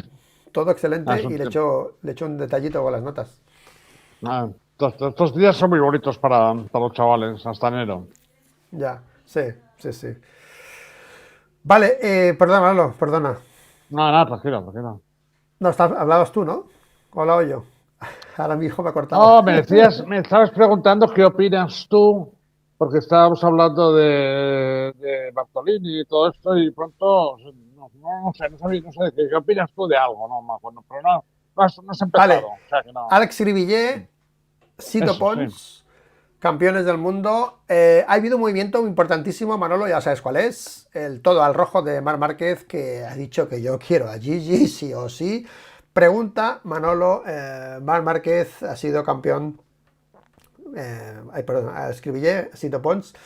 El factor de tener en tus manos a Marc Márquez, Bueno, has hablado antes de Antonio, que no era un ingeniero que pidiese un piloto. Quizá Antonio, pues, bueno, pues pobre falleció y no pudo estar más tiempo, pero sí que es cierto que los ingenieros se desviven también por trabajar con según qué piloto. Marc Márquez es un piloto que sale, le enchufa, y mientras, mira, a veces Peco, muchas veces que alabamos aquí a Peco y tal, que yo siempre creo que es un tío muy técnico y tal, pero hay imágenes en el box de Ducati, y este año los comentamos, que por cierto las comentamos y a veces parece que la gente no los escuche, porque se piensa que solo son alabanzas a Peco. Hubo unos grandes premios que estaban preocupados en el box de Ducati con Peco, y las palabras de Tardozzi fueron un poco para recriminar a Peco porque no acababa de funcionar, y los pilotos y los técnicos, cuando tiene un piloto que tiene un problema, que se empana o algo, se ponen muy nerviosos. En cambio, cuando tú tienes un piloto como Marc, es gas, gas y gas y gas y gas, un tío que siempre que sale da el máximo rendimiento, es muy goloso eso para los técnicos, porque siempre tienen un piloto que les responde al máximo rendimiento y pueden detectar las cosas, ¿no? Entonces, el perfil de Antonio, tú has dicho que no, pero ¿tú crees que este factor ha sido el clave, ¿no? El que Gigi y Ducati quieran trabajar con este tipo de piloto? Claro, La ilusión, claro, Manolo. claro, claro, es evidente, está clarísimo. No podemos aislarnos de lo que pasa, de lo que sucede, y es muy importante fijarte mucho en las cosas, las reacciones, la gente, lo que ocultan cosas o no, o hablan y hablan demasiado. Y te has de dar cuenta, las personas no somos iguales, y por lo tanto, en un equipo, hacer un equipo es complicado, es muy complicado. Es como hacer un equipo de fútbol, yo siempre lo comparo. O sea, no pongas al portero de extremo derecha, ¿me entiendes? ¿Por qué no? Y sin embargo, hay entrenadores de fútbol que han llegado a hacer cosas muy, muy raras, ¿vale? Y por lo tanto, dice, este pobre hombre no sabe que los equipos humanos funcionan por automatismos. ¿Funcionan por automatismos o no funcionan? Si en un momento determinado de la no tanto en las carreras como en los previos, en las fábricas, ¿vale? En este caso, por ejemplo, yo creo que Ducati tiene una ventaja sobre Honda porque el departamento de competición lo tienen ahí mismo y están todos ahí y se conocen todo el día, se ven todo el día, son capaces de articular movimientos de acercamiento, distancia. En cambio, HRC pues va de un lado para otro, no están todos en el departamento de competición de Japón, van y vienen cosas por los aviones, no hay ese engranaje que tiene que tener un equipo de competición, automatismos, ¿vale? Es muy importante esto. Y el señor que está mirando las pantallas de telemetría, tal, sabe que hace eso, que va después a esto, y que aquello tiene que hacerlo de esta manera. Eso es para evitar fallos, ¿vale? Pero creo que es más, que se hacen mejor la gente en un equipo que funciona como Ducati que un equipo, una estructura como la que tiene HRC, que no es un equipo. Pero la pregunta tuya iba por otro sitio, la he perdido. No, que al final un ingeniero se desvive por Sí, poder trabajar con un piloto que le responde a su vale, trabajo. Tú haces un chasis, vale, haces no sé qué, no sé cuántos, haces un setup, sale el vale, piloto vale. y empieza con las manías. Bueno, a ver, más vueltas, otra Ah, tanda, y al final, esto yo he visto a todos, veces a Peco en algún momento de este claro, año con a todos, esa, tío, venga ya, ¿sabes? Tardochi como tío, ¿sabes? Y a declaraciones todos nos cruzadas pasa. en prensa, ¿no? Bueno, a todos nos pasa, tío. Yo ayer sábado estuve en Zaragoza con gente de la moto, ¿no? De la moto y de competición, y yo les comentaba, yo la primera imagen que tengo cuando llego a un equipo, llega a un equipo y lo veo, no es mío, pero lo veo, y veo que la gente se abraza por un tercero, como si hubieran ganado un campeonato del mundo, y veo que la gente que gana se dan la mano. Tengo muy claro cómo funciona un equipo o no. Que hay cosas que ahí no funcionan empáticamente, se felicitan, pero no sienten realmente una alegría desbordada. Y si no es así, un equipo no puede funcionar. Y a los pilotos pasa lo mismo. Hay pilotos que absolutamente y enseguida se quedan contigo. Y a lo mejor no tienen tanta capacidad como el otro, ¿no? Pero tú desearías que la tuviera, ¿vale? Y entonces intentas ayudar. Es humano, es absolutamente humano que las cosas funcionan así. Y lógicamente cualquier persona, no técnico, cualquier persona que está en un box, trabajar con gente como Omar, pues tiene que ser algo importante en su vida, porque conocer a un tío que ha hecho lo que ha hecho él, etcétera, etcétera, eso no está en manos de todos, y por lo tanto aprendes una barbaridad, y ellos lo saben, y Gigi también, y Tardozzi también, lo saben todos, absolutamente todos, y todo el mundo del paddock, ¿vale? Hay una cosa de Pecco, por ejemplo, que ha declarado, que demuestra un poco lo que vengo diciendo, ¿vale? Que no es un desdoro, ¿vale? No es un desdoro, es sencillamente analizar los hechos que se producen. Y una declaración es un hecho. Y tú la tienes que saber interpretar. Y me da la impresión de que no está preparado para pelear con Mark, ¿vale? El otro día, por ejemplo, declaró una frase que tampoco es muy bonita para Martín, ¿no? Pero bueno, yo es que me paso el día interpretando las cosas, a lo mejor me equivoco, ¿vale? Pero él dijo que este año estará preparado para hacer quintos y no caerse. Eso es una declaración de debilidad, ¿vale? Es una declaración de debilidad. Y al mismo tiempo es un mensaje al nuevo campeón del mundo. Diciendo, haré lo que haces tú, que parece ser que los títulos se ganan así. Cuidado. Entonces, yo quizá una persona me diga, tú le das demasiadas vueltas a las cosas, sí. Siempre ha sido así, ¿vale? Pero he conseguido muchas cosas estando atento a lo que pasa, ¿vale? Y es muy interesante saber lo que está pasando ahora en el Campeonato del Mundo por digamos, tenemos delante de nosotros, estoy jubilado, por lo tanto yo tengo delante a unos equipos de humanos que están trabajando y moviéndose y declarando. Entonces ya no tengo una estructura de trabajo y por lo tanto me centro en esto, ¿vale? Porque me divierte y porque me gusta ver la capacidad de la gente, cómo actúan, cómo tal y cual. Y por lo tanto es interesante lo que va a pasar el año que viene. Y tengo que seguir las declaraciones y los gestos, ¿vale? Tardozzi con Mark es como si le hubiera nacido un hijo, ¿vale? A su edad. Pues vamos a leer Tardozzi porque ha hecho una entrevista exclusiva a Speedweek, ¿ok? Y ha dicho cosas muy interesantes. El titular ya promete, es Márquez por encima de todos. Voy a ir leyendo los puntos destacados, ¿de acuerdo? Atención. Nuestros ingenieros examinan muy de cerca el rendimiento de los pilotos, ¿ok? Consideran todo y hay gráficos sobre todo. Cuando miro algunos datos en el ordenador, entonces es obvio para mí que ese tipo muestra cosas que nadie puede hacer antes que él. En ciertas áreas, se refiere a Márquez, Mark está por encima de todos. Él y Pecco tienen diferentes estilos de conducción. Mark es mejor en algunas áreas, Pecco es mucho mejor en otras. En el freno, Pecco es inmejorable como frena. Nadie más frena.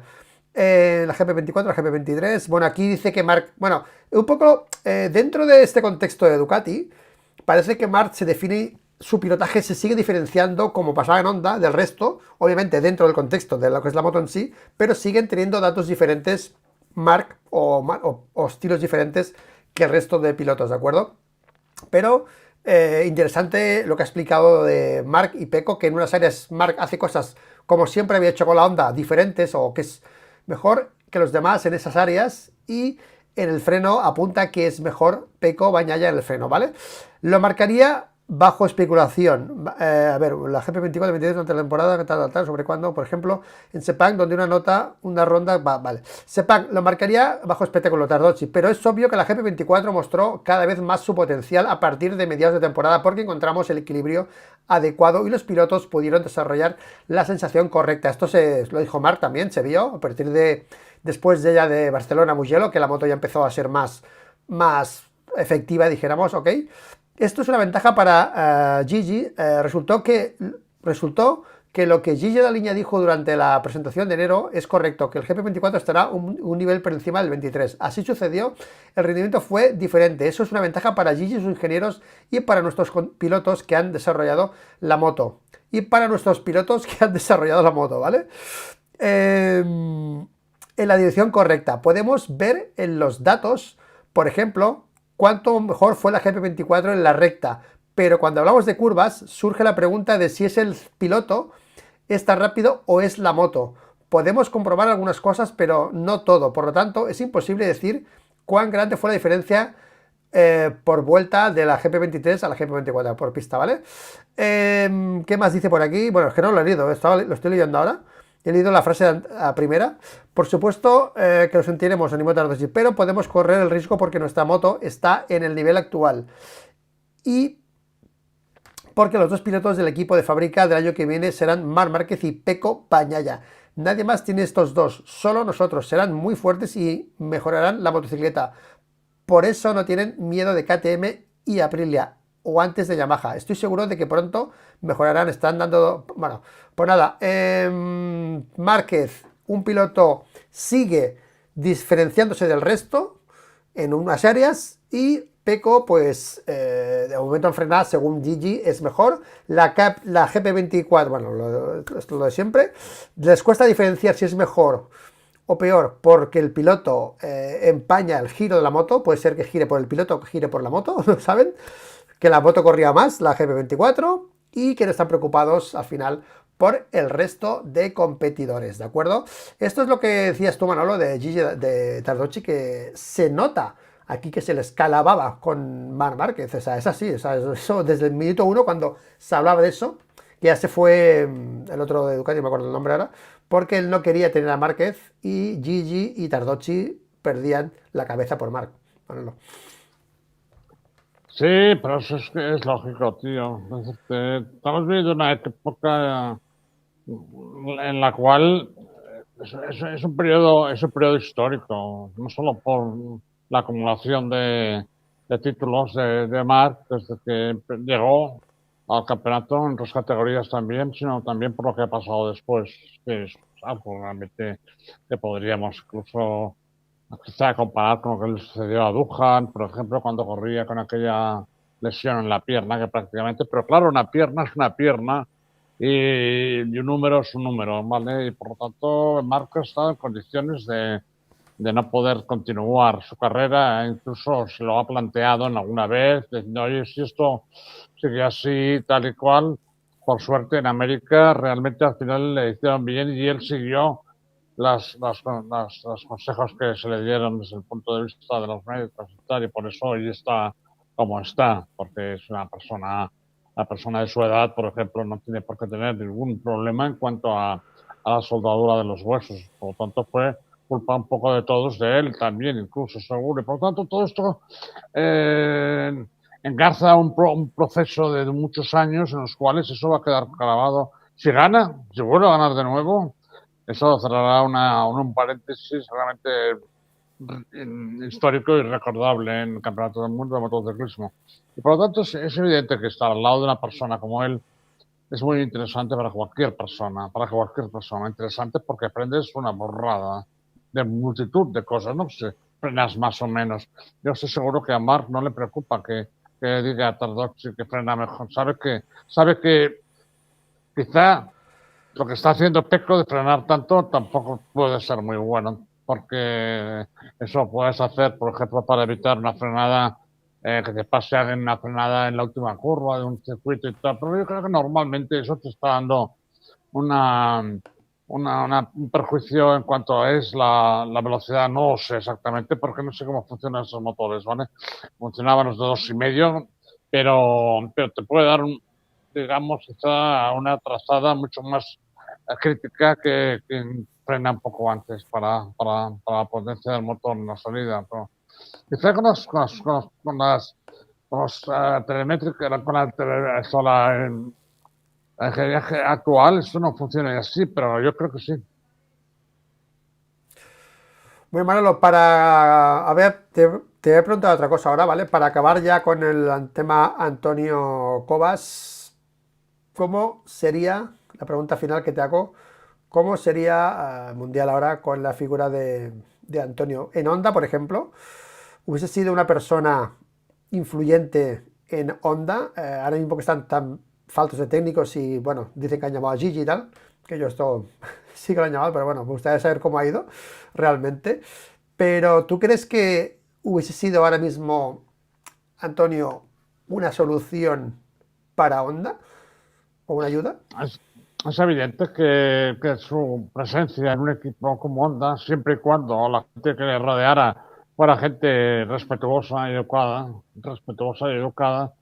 realmente Antonio hubiera ejercido una filosofía absolutamente mejor que la que tienen ahora. No hay, Antonio jamás tiene salidas de tono, públicas mucho menos, ¿vale? Trabaja muy bien con la gente que le rodea. Si hay alguien que no trabaja bien, tú te das cuenta de eso y enseguida intentas cambiar la situación.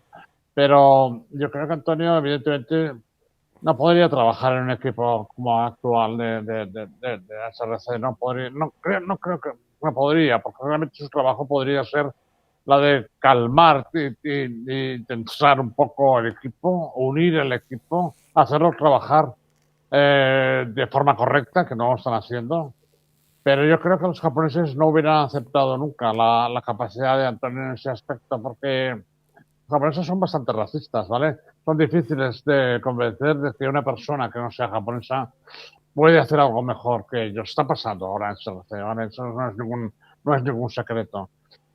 Y una persona para templar ahí, pues Antonio seguramente se hubiera hundido, ¿sabes? Porque Antonio tenía momentos en los cuales tú veías, lo veías claramente, ¿no? Él se quedaba callado, con la cabeza baja durante muchísimo rato, te das cuenta que estaba enfadado o molesto por alguna razón, ¿vale? Y él lo afrontaba de esa manera, en vez de afrontarlo de forma discutir, marchearse, no hablar al otro y tal, se hacía como una especie de tortuga y se quedaba ahí durante mucho tiempo. La gente que estaba con él lo saben perfectamente. Y yo me daba cuenta enseguida. Entonces, lo sacaba, y decía, vamos a cenar, Antonio, tal cual. Pero él tenía algo dentro que le estaba molestando, que le estaba preocupando en cuanto al tema de su trabajo.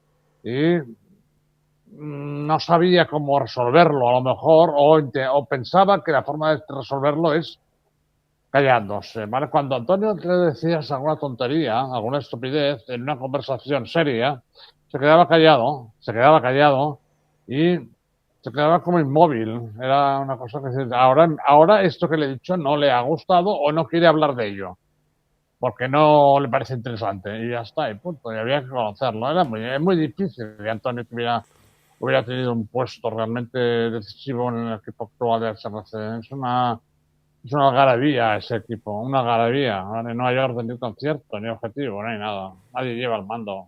Un desastre. No sé, por lo que Muy dices, parece difícil. como que Gigi, la diferencia fuese que fuese más pillo, ¿no? A la hora de más líder o más capaz de imponer otras cosas a otros, no sé, era como más, según Antonio, era como más noble, ¿no? Según, o más noble, no sé qué palabra llamarla, Sí, pero sí, Antonio, una persona. Yo no he conocido a nadie como él, de verdad. No he conocido a nadie. Era muy visible, te hablaba con sus silencios y con su forma de hacer las cosas y te dabas cuenta enseguida.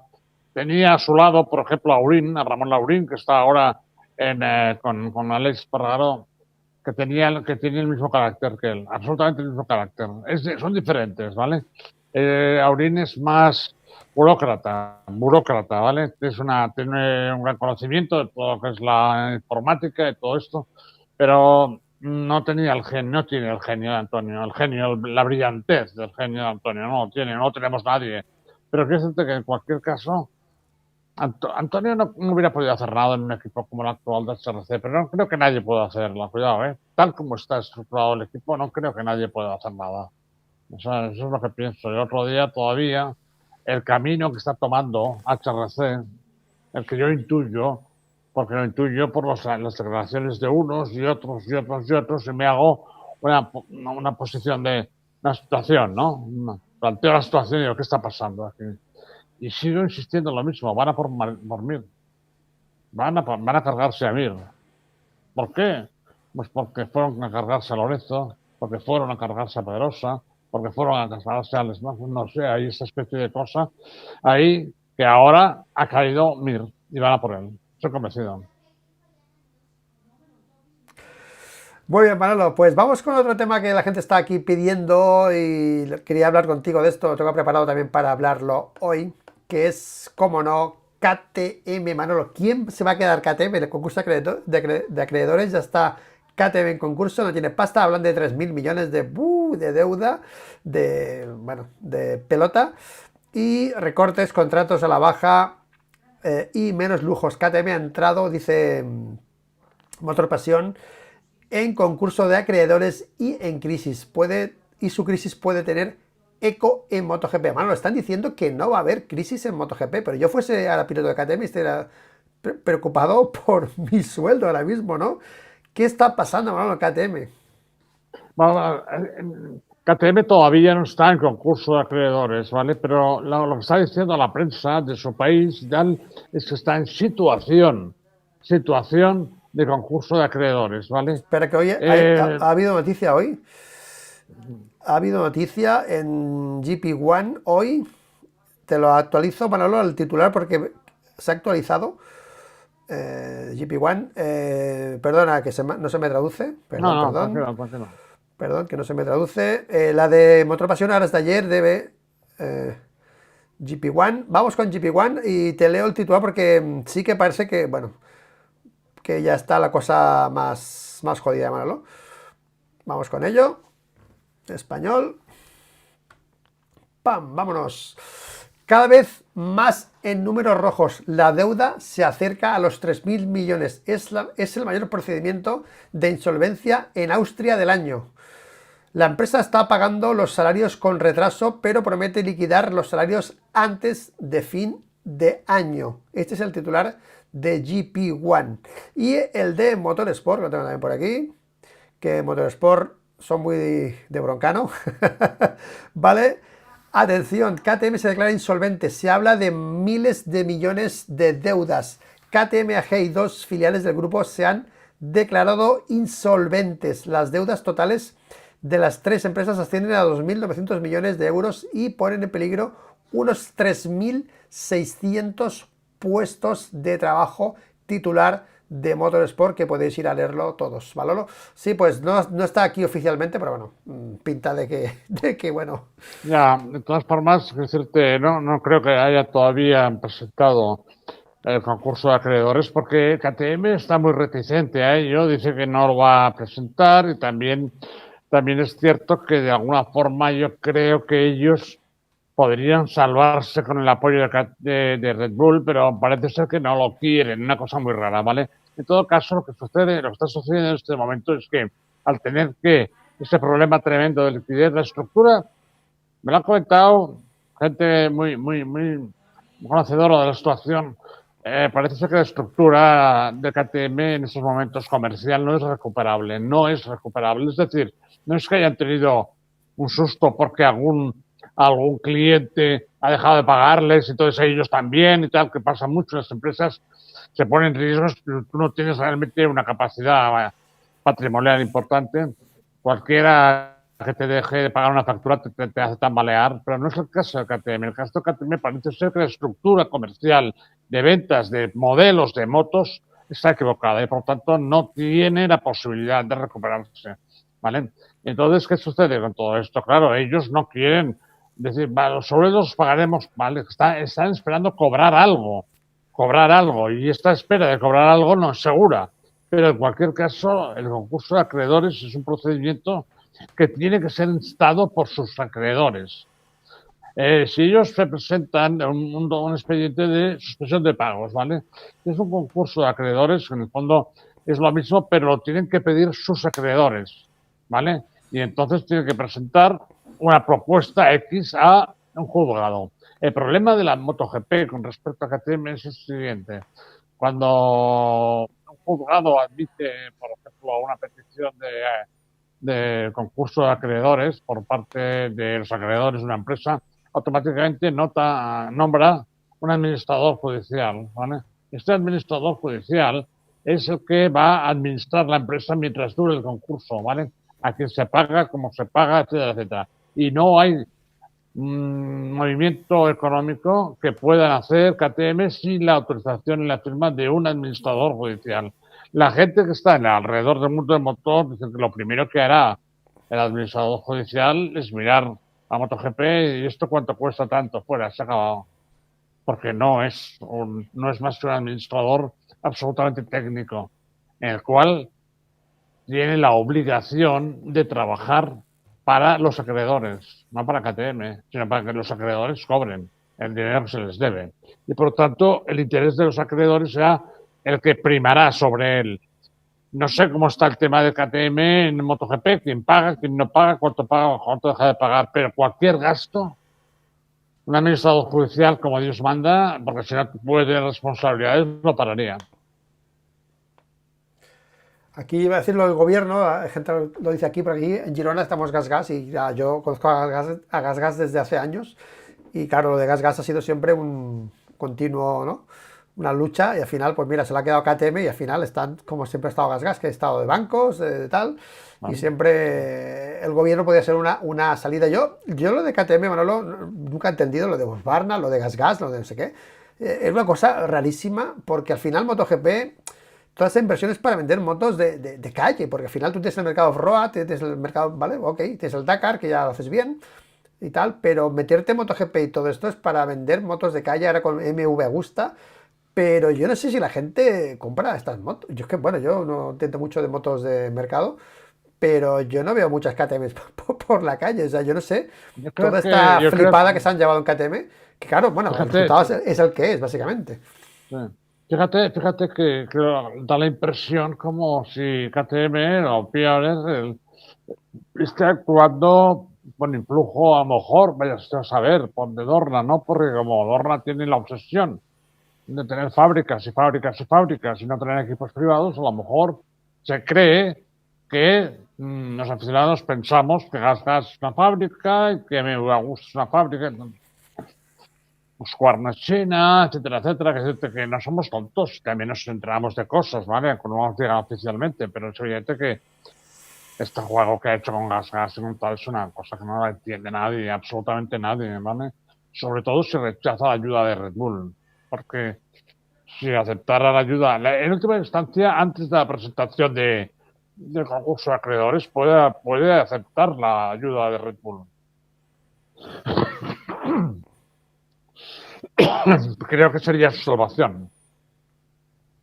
Pero salvación momentánea, es decir, dedíquese usted a lo que ha hecho y muy bueno, que son las motos de cross, los enduros, tal, alguna nude de estas de carry y tal, pero déjese usted de 1200 y 1400, ese mercado tiene copado Japón y no tiene posibilidad no tiene posibilidad, porque si tú miras las cifras de Honda, las cifras de Yamaha, Suzuki, Kawasaki, con las de KTM, pues dices, no se puede competir, es imposible, no.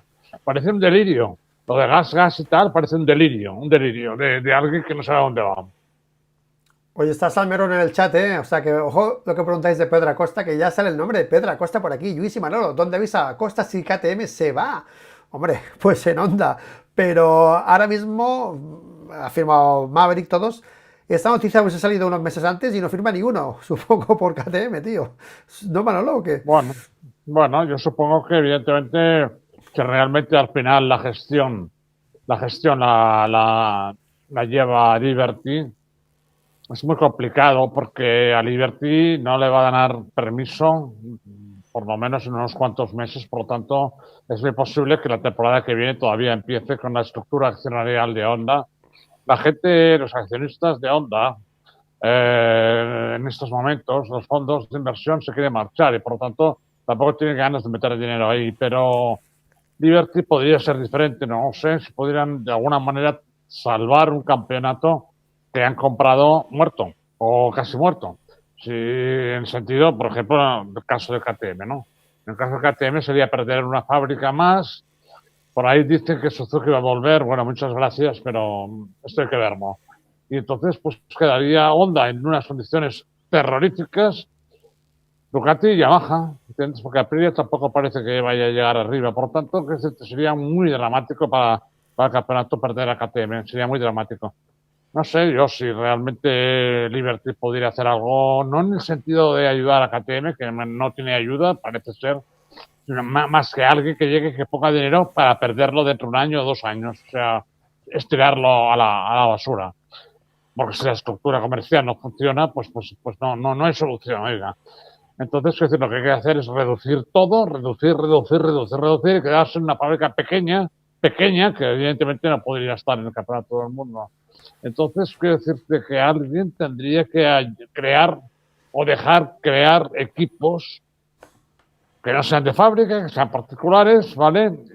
Hacer un reglamento en el cual los equipos pudieran funcionar sin depender de las fábricas, muy importante esto, muy importante, porque hay un reglamento del motor, no sé qué, entonces los equipos privados, ¿qué hacen, oiga?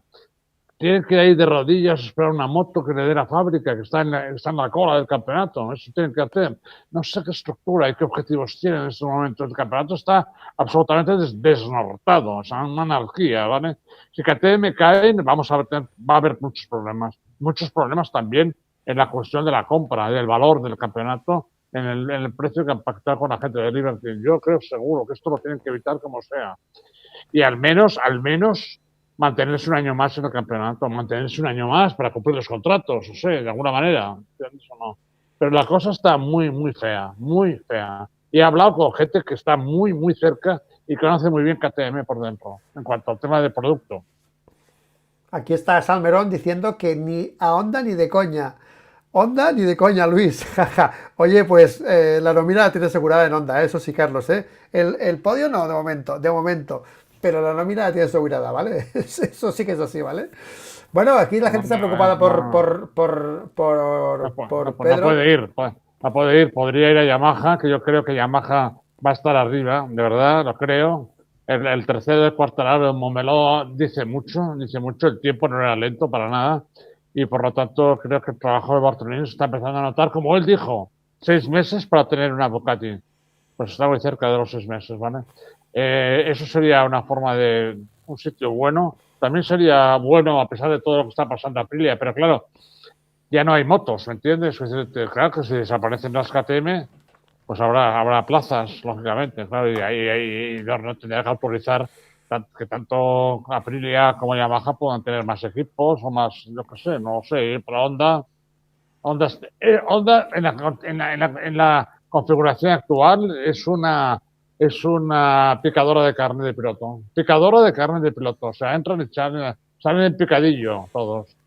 5 años llevamos así, 5 años. ¿Vale? Y ahora Marini también va haciendo declaraciones, no sé qué. Tú cobra y calla. Y has tenido la suerte de tu vida, macho. Carlos, sí, sí. Luis desea que Pedro vaya a Honda. Ya en Moto3 lo intentaron. Sí, Carlos, díselo a Pedro, que sí, tío. Que sí, que quiero que se vaya a Honda, tío. Ya está, ¿vale? Lo reconozco, ¿vale?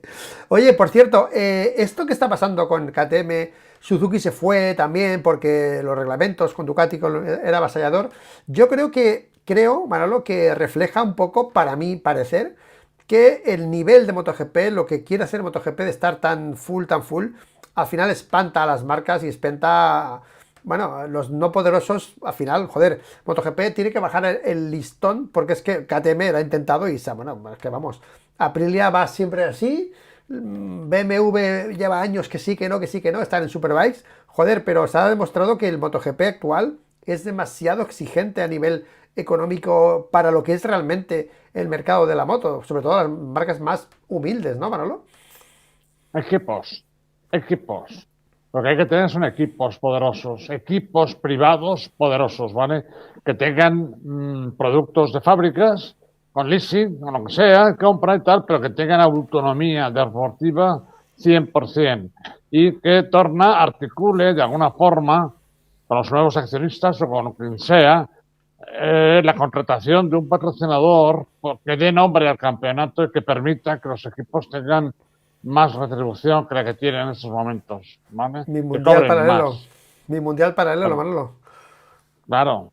Entonces, no, mundial paralelo va a ser muy complicado porque es una cosa que tendría que autorizar la FIM y ya ves tú, cuando miras al presidente actual, este pobre hombre portugués, pues no hay mucha alegría, ¿me entiendes o no? Que no, tampoco se le ve un hombre capaz de arrastrar la Federación Internacional de Motociclista con los retos que vienen encima, ¿vale? Parece una buena persona, pero eso no es suficiente para dirigir un organismo como la Federación Internacional.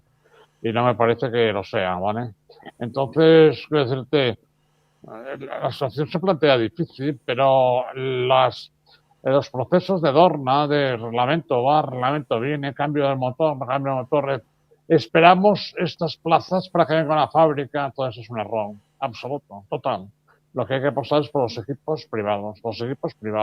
Y lo que hay que hacer al mismo tiempo, si se puede cambiar la situación, es prohibir los equipos de fábrica, que son los que están cargando a los equipos privados, los buenos equipos privados. Bueno, al final son todos fábrica. Al final se ha llegado que los privados también son fábricas, ¿sabes? Se ha llegado a un nivel, ¿sabes? Ya, muy bien, pero yo me refiero a que la gestión Sí. de los equipos no puede ser directa de fábrica, tiene que ser equipos privados con apoyo de fábricas, pero en cuanto al producto, no en cuanto a la estructura de las decisiones deportivas, etcétera, etcétera. Eso tiene que ser la gente de un equipo privado sponsorizado correctamente. Y no hay otra salida para acabar. O sea, ese es un deporte que rechaza tanta reglamentación, que no acepta tanta reglamentación. La gente de las 2 ruedas no somos tan acomodaticios como los de 4 en cuanto al tema de los reglamentos, ¿vale? Ahora tienes que llevar usted 1,5 milímetros del suelo y si se pasa le ponemos una multa. Eso es una barbaridad, es una locura, es algo burocrático y estatalista que no funciona bien con competición. Y en moto menos, porque la gente de la moto es más ácrata que la gente de 4 ruedas. Y por lo tanto, creo que están equivocados absolutamente en cuanto a la filosofía a emplear. Que hay cosas buenas, pero que la filosofía que les lleva a ustedes a volver a las audiencias de antaño no es el camino. Este no es el camino. Cuidado que a lo mejor no hay camino. Porque si esto continúa así, socialmente hablando, en la Agenda 2030, en las motos no habrá competición. Así de claro. O al menos donde se aplique claramente esta Agenda 2030. Por lo tanto, seguramente en Estados Unidos o en China y tal, a lo mejor diga, oiga, ya lo hacemos nosotros, vale. Eso podría ser. Pero en Europa, muy complicado. Si no se para la filosofía esta, ¿vale? La competición dañina, el mérito es dañino, todas esas cosas, ¿vale? Entonces, esto sobre todo, quien lleva la voz cantante en el mundo en este momento es Europa. Muy bien, Manolo, hora 46 de directo, Antonio Covas, Gigi Daliña, Marc Márquez, KTM, temazos. Ha sido un vídeo yo creo que muy educativo para la gente que le gusta el tema de la ingeniería de las motos. Muy guay, me encanta, Manolo, que hables de cosas de antes. Cómo lo explicas, cómo lo vives, siempre me encanta cómo defines a las personas. Antonio es una persona especial. Lástima. Estuvo al final hasta Camel, he visto, ¿no? Estuvo hasta Camel, ¿no? Vestido de Camel en el 2003, 2004 fue aquello. Sí, 2003. Sí, 50, murió. 2004, ¿eh? Sí, murió a los 53 años, me parece. Una barbaridad, tío. Y además muy deprisa, pobre hombre. Estábamos en Assen y empezó a no ver. No veía, y después iba al oculista, tal y cual. Al final le dijeron, no es esto, no es de los ojos, no pasa nada, vete. Y claro, tenía un tumor en el cerebro de célula pequeña y se lo llevó en muy poco tiempo, tío. Un drama tremendo. Y para todos los que hemos estado con él, porque yo al final ya me fui del equipo y por tanto no lo veía tanto, pero era una persona que tú cogías su teléfono y le llamabas a preguntarle cualquier chorrada, ¿vale? Y siempre se ponía, siempre era amable, siempre te explicaba. Era una pérdida tremenda para la gente que estuvimos con él, todos. Pues sí. Bueno, Manolo, seguimos haciendo vídeos pretemporada, ahora estamos en postemporada, luego pretemporada, faltan menos de 60 días o 60 días para el test ya de Sepang, o sea, cuidado que ya tenemos aquí motos a la vista en menos de 2 meses exacto, ya tenemos motos en pista. A ver esa GP25 de Marc y de Pecco Bagnaia, Manolo, Marc y Pecco Bagnaia.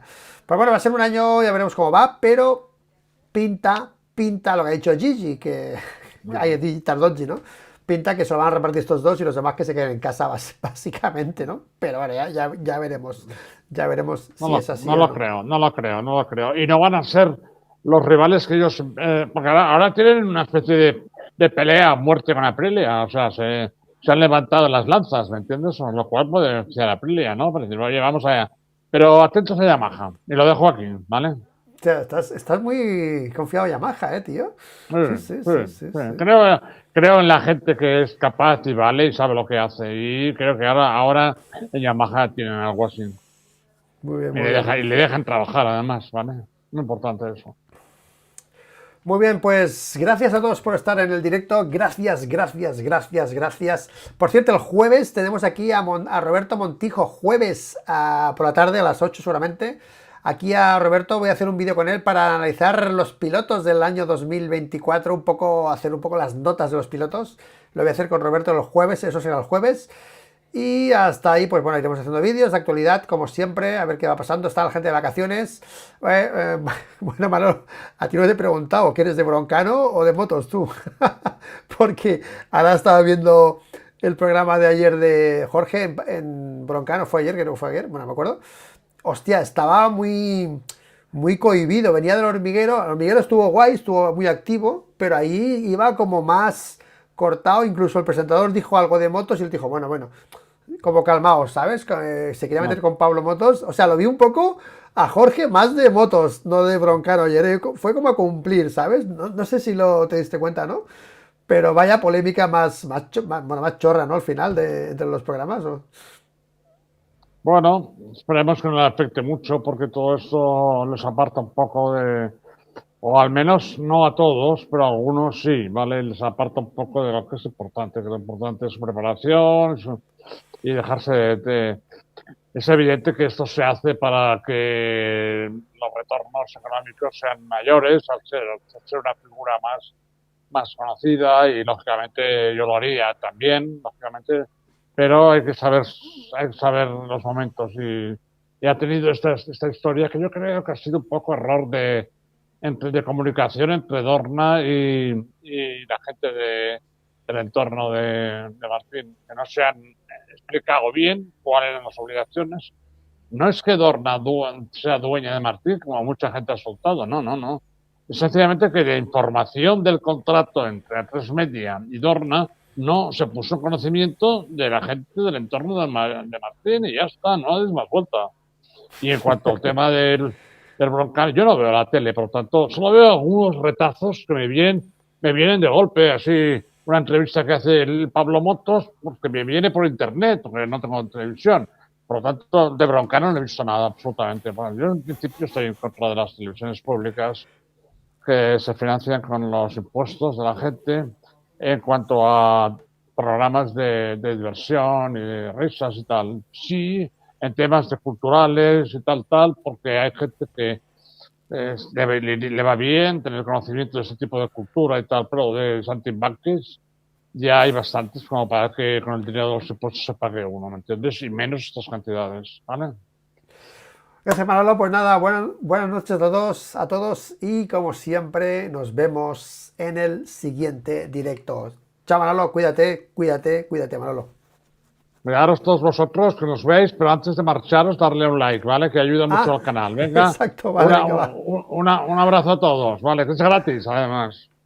Chao, Manolo, buenas noches. Adiós.